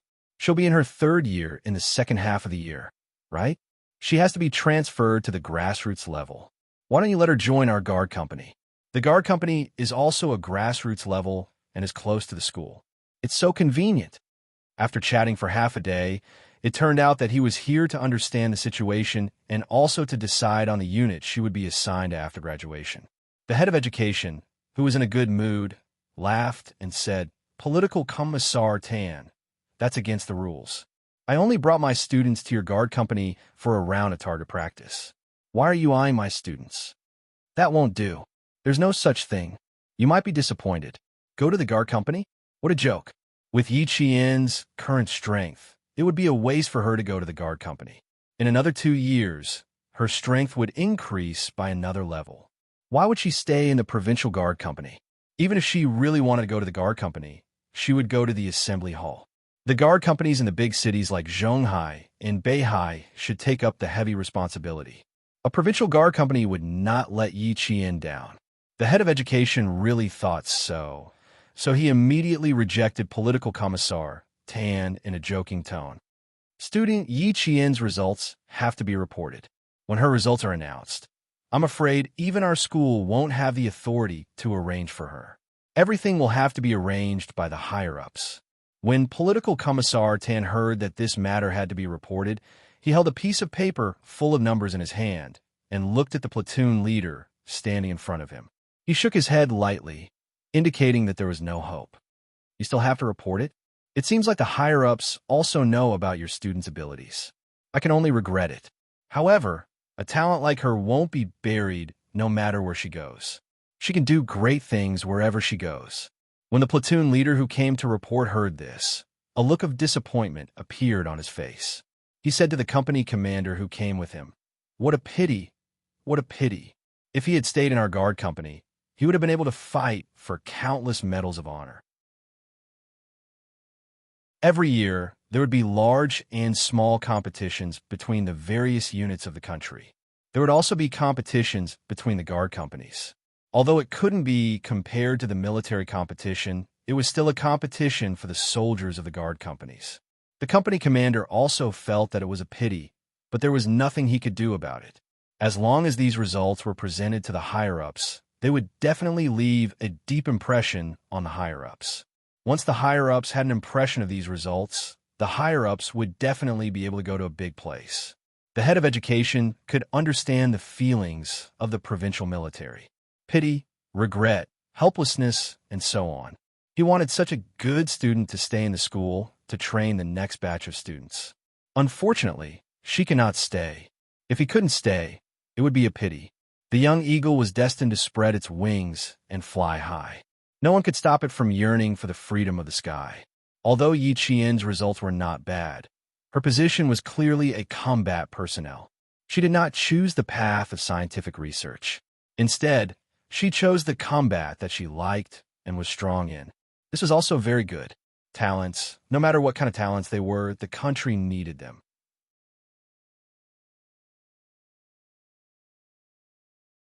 Chapter 3584. The headmaster personally signed the names of the 4 students and sent it to the military. After signing his name on the document, the headmaster looked at Yi Qian's results, and the smile in his eyes deepened. Student Yi Qian was truly a special existence. Talent. He was truly talented. Yi Qian found out that she and 3 other students would be participating in the military academy competition from 38 countries on the second day. This time, the military will select 4 students from each of the Lu Academy, the Naval Academy, the Air Force Academy, and our school. A total of 16 people will represent our country in the International Military Academy competition. We only have 1 month to prepare. The 16 of you won't even have time to meet and communicate. You will only have 1 person to go to Monfei and 1 person to Monfei to adjust to the 2-day time difference. The headmaster personally told the 4 students what they needed to do a month later and why he had pulled them out for target practice 2 days ago. It was all for the competition against the military academies of 38 countries. But why did they invite our country so late? Were the other countries like this? The 4 of them looked serious. Time was so tight. Had Monfei not considered it? Several countries in Asia received the invitation 3 months earlier than us. That is to say, they had 3 months to prepare before us. As for us, because the organizers leaked the invitation, the military only received it a few days ago. Therefore, our time is very tight, but the military has confidence in you. Being tight on time does not mean that we cannot win. With the headmaster's explanation, although he did not say anything else, Yi Qian and the other 3 were all intelligent people. How could they not understand what he meant by leaking the invitation? How could such an important invitation be left out? They were just doing it on purpose, trying to intimidate our country. Or perhaps it could be said that they did not want our country to win. No matter what their intentions were, their actions were despicable. Competition, we have to go. We can't reject the invitation just because the other party leaked it and the invitation was late by 3 months. Although there are many reasons to reject, the leaders did not think of rejecting. If they come, we will fight, and you will represent our country in battle. Let the world see the glory of our military academy students. No country can stop China's progress, and no country has the right to deny China's existence. China must have a place in the world. Despicable means and shameless behavior will only make China continue to move forward and never fall behind other countries. If they didn't have time to meet, they would communicate online. There was always a way to get familiar with each other and understand each other. There were a total of 16 people from the 4 schools. Yi Qian knew 3 of them. They were Zhang Minghong, a 3rd-year senior from his own school, Jiang Yang for the Air Force Academy, and Li Xiang for the Naval Academy. Since the 4 of them already knew each other, they quickly communicated online and brought their own students to interact with each other. Lu Ji's side did not feel unfamiliar with him either. Everyone had the same status and the same goal, so there was no barrier in communicating. In order to let the other party have a deeper understanding of them, everyone took videos of their training and uploaded them to the military network. Then, they set up a local network and set it so that only the 16 of them had the right to watch it. Just like that, they had a preliminary understanding of each other through the videos. Yi Qian was communicating with the 15 students, waiting to see if there was any news from the person she was worried about. However, even after the snow had melted and she was about to leave the country, there was still no news from Xia Jinyuan.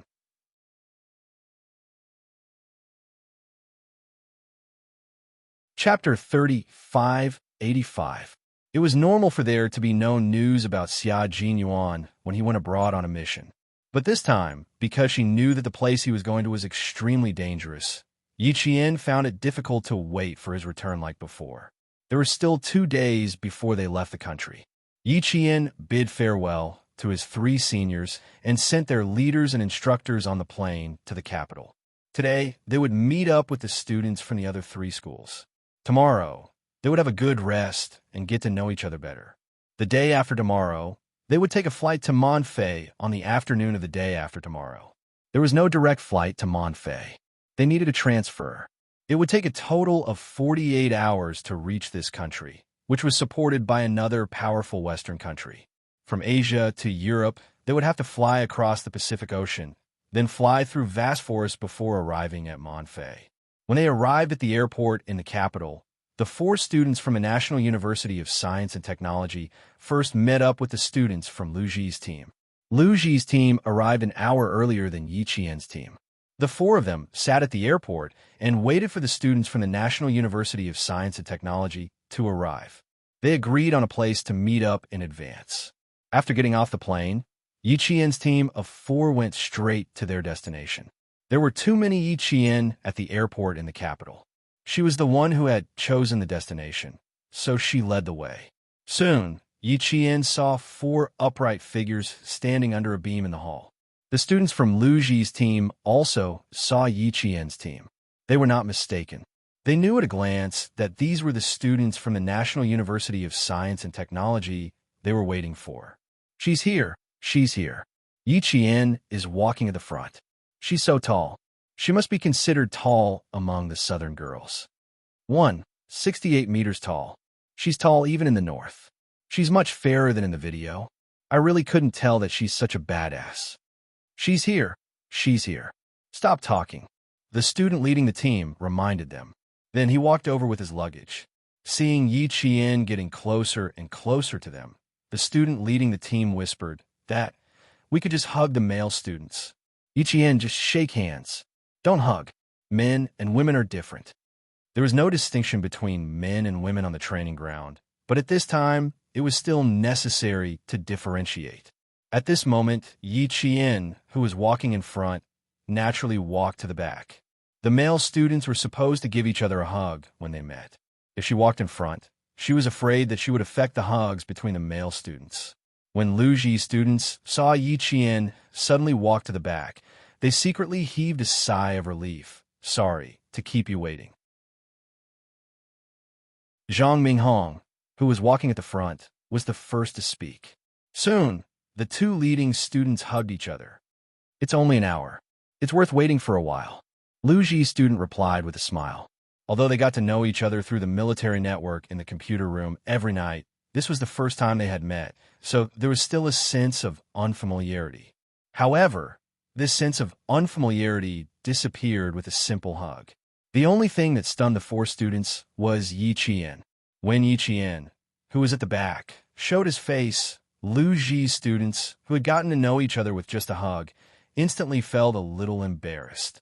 In the video, Yi Qian's face was covered in thick paint like everyone else's every time he appeared on screen. It was hard to tell what he looked like, but from his facial features, he looked about the same. But when they saw the real person, how could he look about the same? He was so beautiful that it made people's hearts flutter. If they looked at him longer, they were afraid that he would be misunderstood as a lecher. The male students could still hug each other, but when it came to shaking hands with Yi Qian, the 4 male students from Liu Ji did not dare to hug him. When they shook hands, they even secretly wiped their hands on their pants before shaking hands with Yi Qian. All of them were a little embarrassed.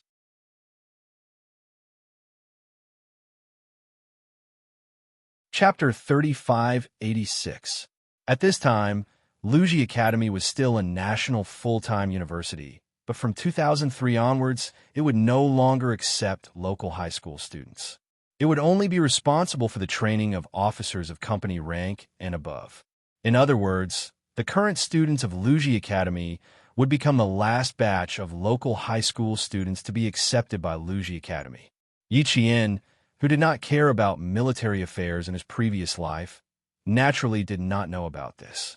Seeing the little movements of the Liu Ji Academy students before they shook hands, he could not help but smile.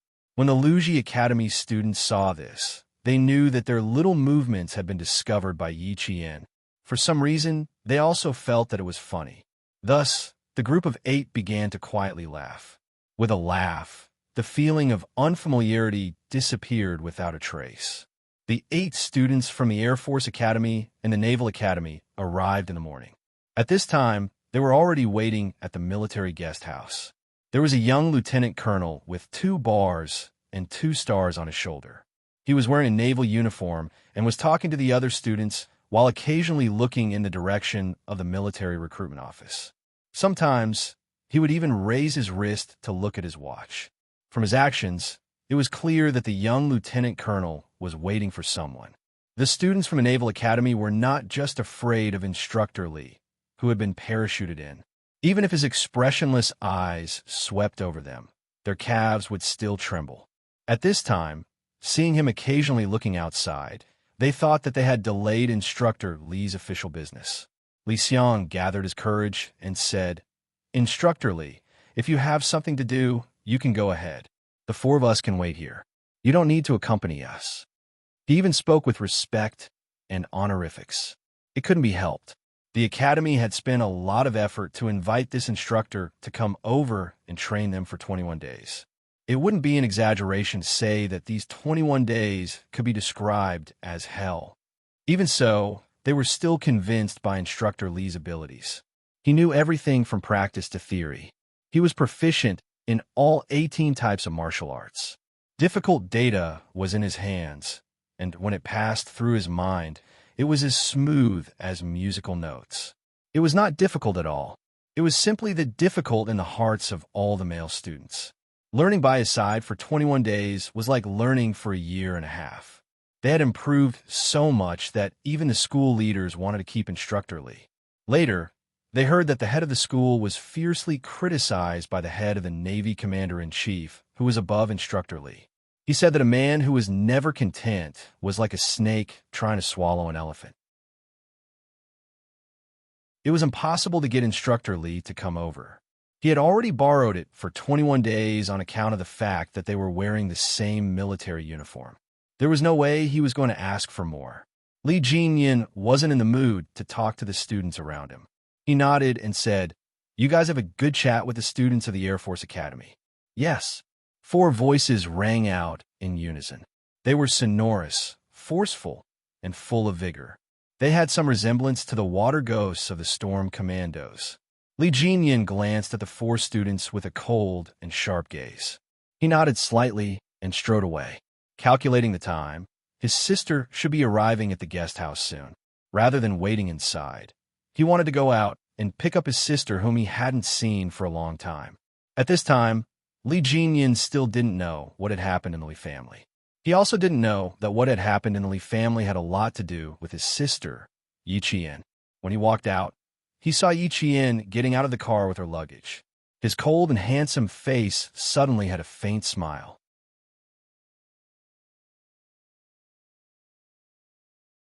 Chapter 3587.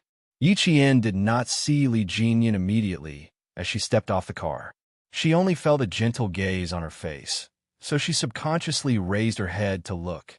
Then, the students behind her saw Yi Qian suddenly run towards a young soldier who was striding over. There was no need to look at Yi Qian's expression at that moment. Just looking at her back, they could feel her heartfelt joy. "Boyfriend," one of the students who got off the car whispered, "He's really tall. I think he's at least 9 meters tall." "What nonsense are you talking about? How could he be your boyfriend?" Another student shook his head and whispered, "Dating is forbidden. How could he be your boyfriend?" "That's true.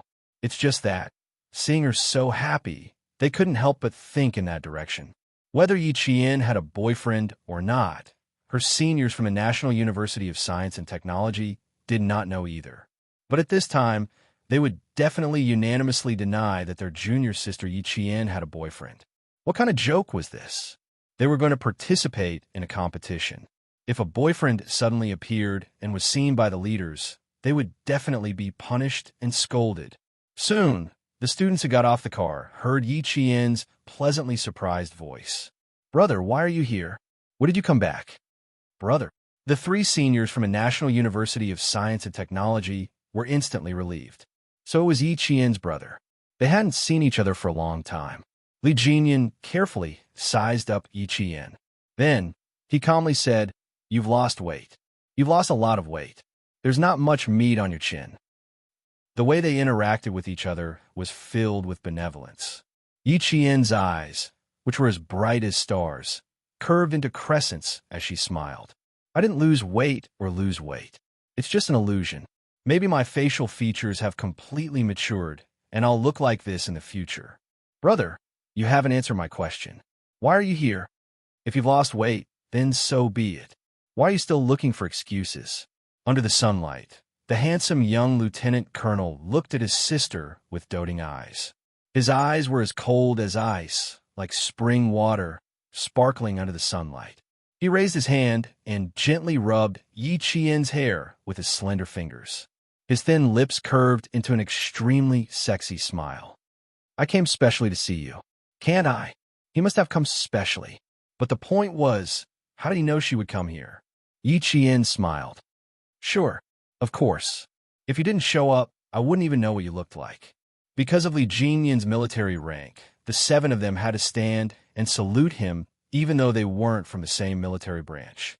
Li Jinyan returned the salute and said to them, I'm the chief instructor in charge of your overseas competition. You can call me Instructor Li Jinyan. The students from the Naval Academy and the Air Force Academy are waiting for you inside. You can go in first. His voice was cold and sharp. Especially when he looked at them, there was a sense of transparency that made them feel like they had nowhere to hide. The 7 of them couldn't help but tense up. So it was their chief instructor and the one who was going overseas with them. Yes, Instructor Li. They stood at attention and saluted again. Yi Qian waited for them to salute before opening his mouth again. Senior brothers, this is my brother. He looks a little cold, but he's actually very easy to get along with. Don't be scared by his cold expression. The 7 senior brothers smiled back.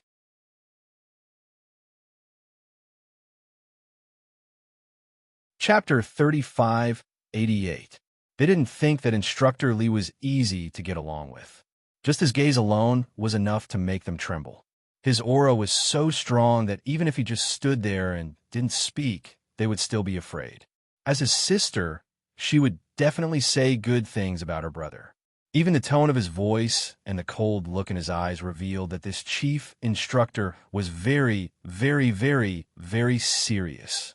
He had to treat his sister like a spring breeze. Li Jinyan had already taken the luggage from Yi Qian's hands. He didn't even wait for Lu Ji and the other students to go in. His tone and expression had already changed to a gentle mode. I haven't talked to you in a long time. Let's go to my room first. I'll call home later. I haven't contacted my grandfather yet. Li Jinyan, who didn't go home for the new year, had just finished a cruise mission. He was supposed to have a month's vacation after returning. However, the Naval Academy called the headquarters and learned that Yi Qian was going to participate in the competition. Li Jinyan agreed. Otherwise, he wouldn't have had the time to go to the Naval Academy for a month. The 2 siblings hadn't seen each other for a long time. When they met, they would definitely have a lot to talk about. Yi Qian thought for a moment and said, I'll go and greet the students from the other 2 academies first. I'll come and find you after I let them know. Go and tell them now. We have a small meeting tonight. It won't be too late to talk to them then. When Li Jinyan thought about what happened a month ago, a sharp, dark glint flashed across the depths of his eyes. Yi Qian could already tell that something was wrong. He calmed down a little and knew why. It must be because of Li Chuhai. At that time, she knew that Li Chuhai was the mastermind behind the scenes. She begged Commander-in-Chief Xia to help her hide it from her father Fu and her brother Li Jinyan. She was afraid that her closest relatives would be hurt. And now, Yi Qian looked up at his older brother, whose jaw was tense. He said softly, Brother, it's all in the past. Really, it's all in the past. Over? No, it's not over yet. From his understanding of the old man in charge of the Li family, although he was calm now, the calmer he was, the more it meant that this matter was not over yet. Let's talk in my room. Li Jinyan saw the worry in Yi Qian's eyes. He relaxed his tense jaw and smiled gently. It's not about the past, but about the future. The past is in the past, but we still have to talk about the future. In the future? What would happen in the future? Yi Qian blinked. Obviously, she didn't know about old Master Li's methods. It was not convenient for Li Jinyan to say much outside. Seeing her bright eyes blinking, He couldn't help but want to protect her. Li Jinyan, who had grown up alone, felt his heart soften. This was his only sister, and he would do his best to protect her. He would never allow anyone to hurt her, not even the Li family. His slender fingers gently pinched Yi Qian's nose. Li Jinyan said with a smile in his eyes, "Let's go and say hello to the other students." Even though the students of the Naval Academy had only known Li Jinyan for a short 20 days, they respected him from the bottom of their hearts. They saw him holding the luggage of a student walking against the light. The student was petite, and it was obvious that she was the other female student in their team, Yi Qian.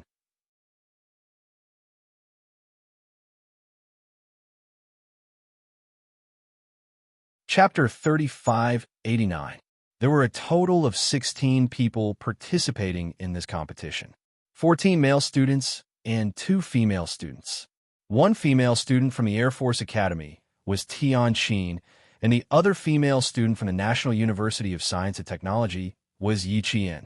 When a student from the Naval Academy saw Li Jinyan walking towards them, their relaxed nerves immediately tensed up. They even stood up straight. It was not just them. The student from the other 3 academies were the same. The young lieutenant colonel's aura was too strong. His aura was intimidating as he walked over. It was as if there was an invisible barrier around him. Everyone could not help but hold their breaths and stop talking. "You guys chat. Don't worry about me." How could Li Jinyan not feel the change in the students because of his arrival? The water ghosts of the storm commandos were like this when they saw him walk over, let alone them. Faced with the nervous anticipation of the students, Li Jinyan did not intend to improve their impression of him. When Yi Qian saw this, he could not help but give him a push. "Bro, go up quickly. All of us feel uncomfortable standing here." The eyes of the Naval Academy students lit up when they heard the sudden news. "Bro, their instructor Li was Yi Qian's brother. Then he must be their cousin."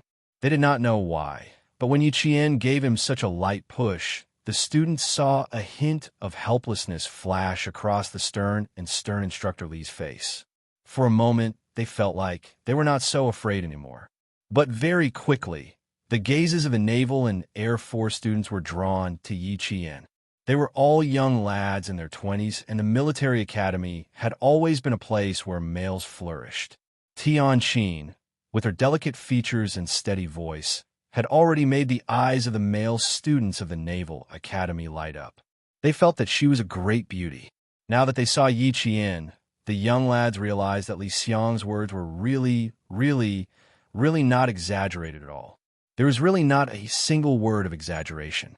They even felt that Li Xiang should have described her more. Li Xiang nudged his comrades with his shoulder. These 3, did they not see that Instructor Li's face was a little dark? He hadn't gone far yet, but it wasn't too late to wait until Instructor Li had left. Jiang Yang and Tianqin from the Air Force Academy were the first to speak to Yi Qian. Then, the other 2 students from the Air Force Academy shook hands with Yi Qian and introduced themselves again. When they were filming the video, everyone had intentionally painted their faces with oil paint. With Yi Qian's ability to recognize faces, she could still differentiate between A, B, C, and D. Thus, when she shook hands with them, she was able to match their names. The other students had to introduce themselves before she could match their names.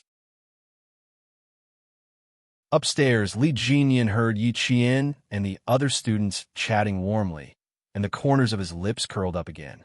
Yi Qian didn't let Li Jinyan wait for too long.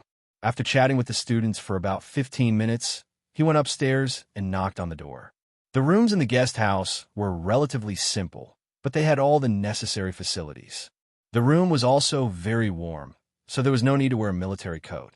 They could just wear casual clothes. Li Jinyan made Yi Qian a cup of tea first. The 2 siblings each sat on a 1-person armchair made of cloth wood, separated by a round wooden coffee table. After taking a sip of tea, Li Jinyan took the lead to speak in a low voice. He spoke very slowly, with a heavy, rusty tone. When Yi Qian heard him, her heart couldn't help but tighten. The Li family. All the descendants of the Li family combined are no match for the elder in the Li family, which is my grandfather. You don't know what kind of family the Li family is, but Xia Jinyuan knows very well.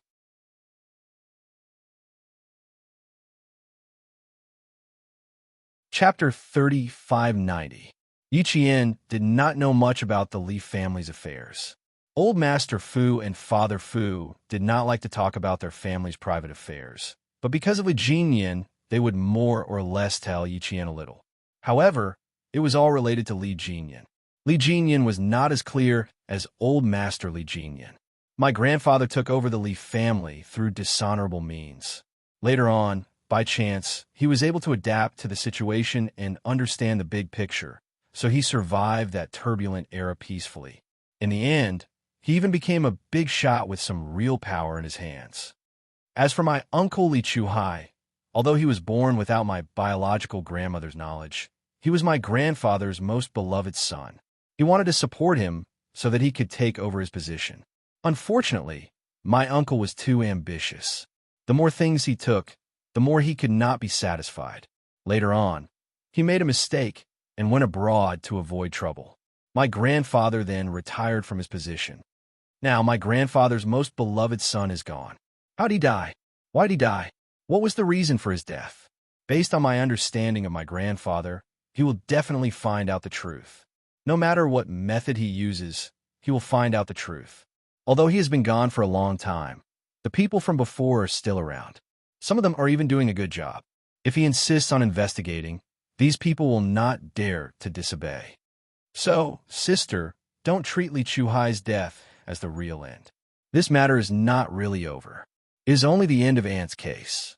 This was the end of one matter and the beginning of another. After Li Jinyan finished speaking, Yi Qian nodded slightly under his heavy gaze. I understand, but on my side, brother, you don't have to worry. If old man Li can find out about our team, then there is really nothing that he can't find out. He might be able to find out why Li Chuhai was arrested, but it's impossible for him to find out who shot Li Chujin. He definitely won't be able to find out. Li Jinyan naturally believed this, but as he lowered his head, a cold glint flashed across his eyes, and Li Jinyan pursed his lips. He will vent his anger on my father. Just like back then, because my father didn't help Li Chuhai, he still has a lot of prejudice against my father. It can be said that he doesn't like his eldest son at all. The more he can't find out who shot Li Chuhai, the more he will vent his anger on you. As long as he finds out why Li Chuhai was arrested, he will vent his anger on you. Yi Qian sneered. If he wants to vent his anger, then that's good. Isn't there a saying that goes, old men who don't die are thieves? Since he wants to be the thief, I'm not afraid of him playing any dirty tricks. I heard from Grandpa and Dad that he doesn't treat you very well. If that's the case, then if he really makes a move and we have something on him, he won't have many good days ahead of him. At this moment, Yi Qian actually hoped that old man Li, who was quite restless and said that old men who don't die are thieves, would make a move. Li Jinyan wanted Yi Qian to be more vigilant and not think that the matter with Li Chuhai was over. He didn't want Yi Qian to be afraid. Seeing this, he couldn't help but laugh and say, yes, so you don't have to worry about me. I don't have much fate with the Li family. Since he didn't have much fate with the Li family, he didn't have much kinship with them. Kinship was thin to begin with. Now that he knew what Li Chuhai did to his uncle and aunt back then, it could be said that Li Jinyan had cut off the last bit of kinship with the Li family. The siblings didn't talk about this topic for too long. When Yi Qian saw that Li Jinyan's expression became much colder when he talked about the Li family, he wanted to end the topic as soon as possible. As for Li Jinyan, he didn't want to make Yi Qian sad because of the past, so he didn't say much either. They tacitly changed the topic.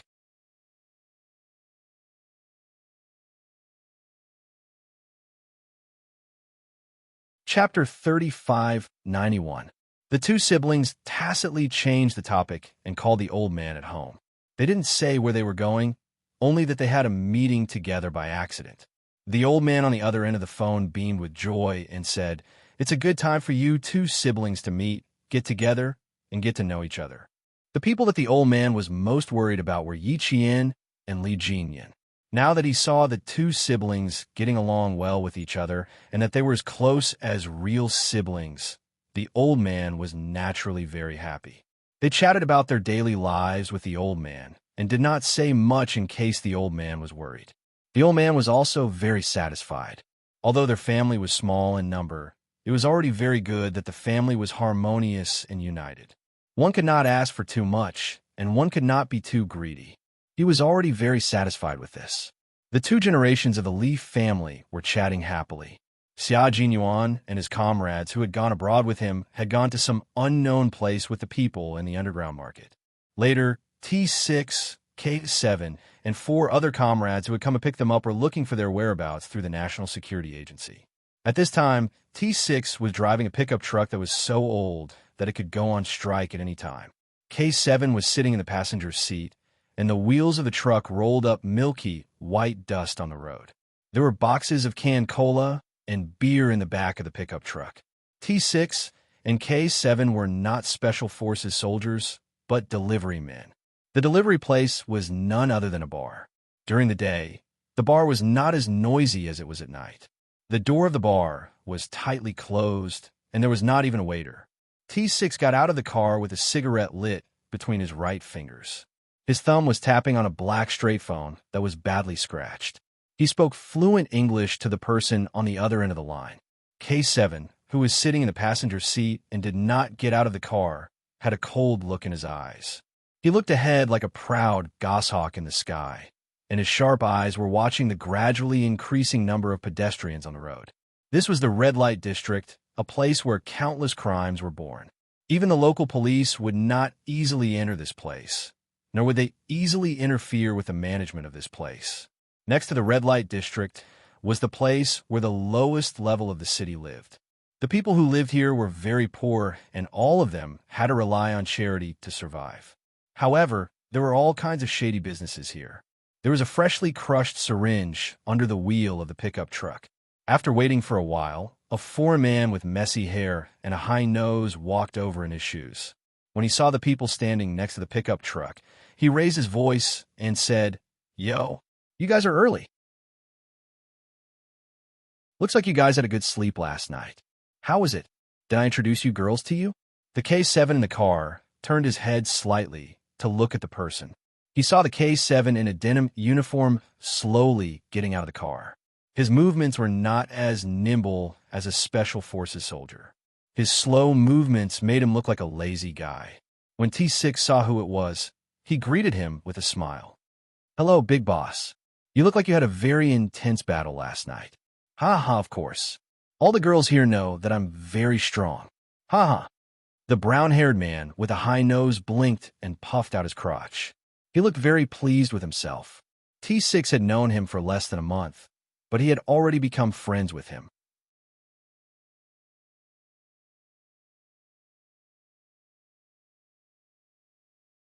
Chapter 3592.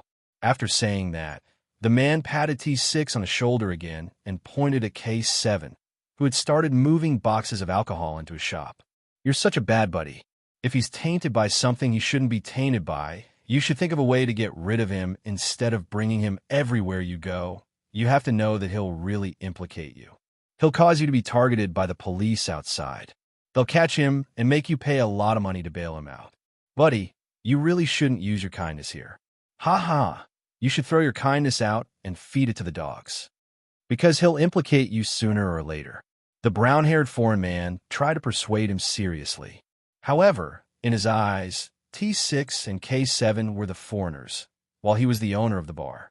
T6 blew out smoke rings with a nonchalant look in his eyes. He shrugged nonchalantly. "He's my brother, and I can't abandon my brother so easily. All right, big boss, you can go back and continue hugging your big beauty to sleep. As for the chick you introduced to us last night, I can only say that she's your type. What the F asterisk CK? You guys don't even like women with breasts so big they can suffocate men. Unbelievable." The man took off the key hanging around his neck and handed it to T6. "Here, give it to my partner directly after you're done moving. Bye-bye and good luck, poor guy." When the man left, he even took away the half-smoked cigarette between the T6 combatant's fingers. He put it in his mouth and took a deep puff. He blew out smoke rings and hummed an unknown tune as he sauntered away. Brother? Poor guy. Sooner or later, He would be harmed by those who needed syringes every day. The vampires on this street loved to find those who needed syringes the most. And those police officers, they loved to bully these people who were obviously not from their country. T6 tossed the key in his hand into the air, whistled, and put it into his pale blue denim overalls. Meanwhile, K7 had already moved several boxes of canned beer and piled them at the entrance of the shop. He could not help but take another look at K7, who was still so quiet even when he was overseas that people thought he was mute. K7, his excessively pale skin really made him look like a guy who could not live without syringes. It was no wonder he could not find a girlfriend. Unlike him, he already has a girlfriend. It was a pity that he couldn't share such good news with his comrades for the time being. His chest hurt from holding it in. The two of them worked together to move the boxes of beer and cola from the car into the bar. When they were almost done, someone took a box of beer from the car and walked into the dimly lit bar. "Do you need any help, guys?" A familiar voice in pure Mandarin rang out, causing T6 and K7, who were squatting behind the bar counter, to stand up at the same time. Lin Feng, who was carrying a box of beer, went to the back of the bar counter. He raised his hands and placed them directly on the bar counter. He smiled and said, "Let's go to a place after we're done." Even after running all the way here, he could still see Lin Feng. The T6 combatants were all shocked. The people from a national security agency all have clones, right? Also, are they very rich? He came to this country from that country and was even a bar partner. Lin Feng himself did not expect to receive another mission from a brother who had worked with him in Mogadishu. The three of them worked together to carry the beer and coke and got in the car together. This time, it was Lin Feng's turn to drive. T6 asked, "Where are we going?" "Someone's already waiting over there. He has the information you want to know." Lin Feng quickly turned the steering wheel and reversed the car. He stepped on the accelerator and drove out of the red light district.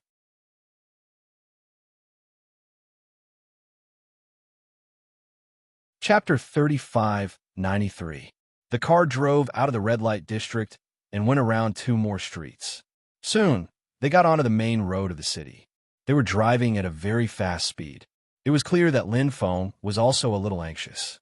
An hour later, the car drove into an abandoned manor. They passed through a rugged road with nameless vines growing on both sides and stopped at a wooden house with mottled paint. Lin Feng turned off the engine and turned to T6. "Get out of the car. You should be here by now." T6, who was about to open the door and get out of the car, said to K7, "Stay here. I'll go over with Mountain Eagle." K7 nodded and opened the car door with a cold expression. He stood at the front of the car. Lin Feng had already opened the door and got out of the car. He quickly walked forward. Soon, T6 saw a man holding a walking stick with one hand.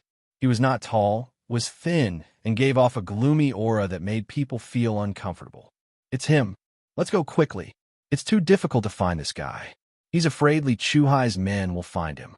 Lin Feng's strides became even bigger. He was already right in front of the man, but he was still afraid that the man would suddenly leave. K7 did not have to wait too long before he saw T6 and Lin Feng walking over in a hurry. When they saw the car, they did not even have to walk anymore and just ran away. When K7, who was guarding the surroundings, saw this, he immediately jumped into the car and started the engine. T6 and Lin Feng's expressions turned cold. After jumping into the car, Lin Feng said, "Head north. Your captain has gone north." "Fuck, there's a fight going on in the north right now. You'd better hurry over." This was Melbourne, a country where guns and drugs were rampant. Li Chuhai's base was here, and he had become a local tyrant. He controlled all of Melbourne's underground markets, so no one would be surprised if an Asian appeared in this city. The north that Lin Feng was talking about was the place where the gangs of Melbourne fought each other. Every month, there would be a few fights, and as long as the gangs did not cause too much of a commotion, the police and army of Melbourne would not come out to manage it. That was because the north was a place where the poor lived, so they did not care about it at all. But this time, the commotion in the north of Melbourne was a little too big. An explosion occurred in a hotel next to the market. The sound of an explosion suddenly rang out, and half of the entire hotel was blown up. Then countless bullets swept across the street. Suddenly, the customers in the market and the vendors guarding their stalls were all like headless flies, running around randomly. The sound of explosions, screams, and gunshots mixed together, and the scene was extremely chaotic. Xia Jinyuan, V8, and a few others who had just arrived in the north happened to encounter this incident. Bullets whizzed past their ears, and the streets were filled with countless civilians who were moaning in pain or had already fallen silent. Fuck, they're clearing the area. Melbourne's territory. Mellabon was a very delicate country. The army was afraid of the gangs, and the gangs were afraid of the army. The two had always maintained this delicate relationship and did not let any civil strife or war break out in their own country. After all, the mafia were not terrorists. They had never thought of dividing their country. They only wanted to seek more benefits for themselves. Xia Jinyuan pulled V8 aside and said in a low voice with a cold gaze, "The military has no choice but to step in this time. This matter has gotten out of hand. Soon, this matter will be reported internationally. Once it's reported, the people here will evacuate, and I'm afraid all our previous investigations will be in vain." You're tuning in to the Warrior Lore YouTube channel. Don't forget to subscribe and join us on this journey to catch the most captivating stories.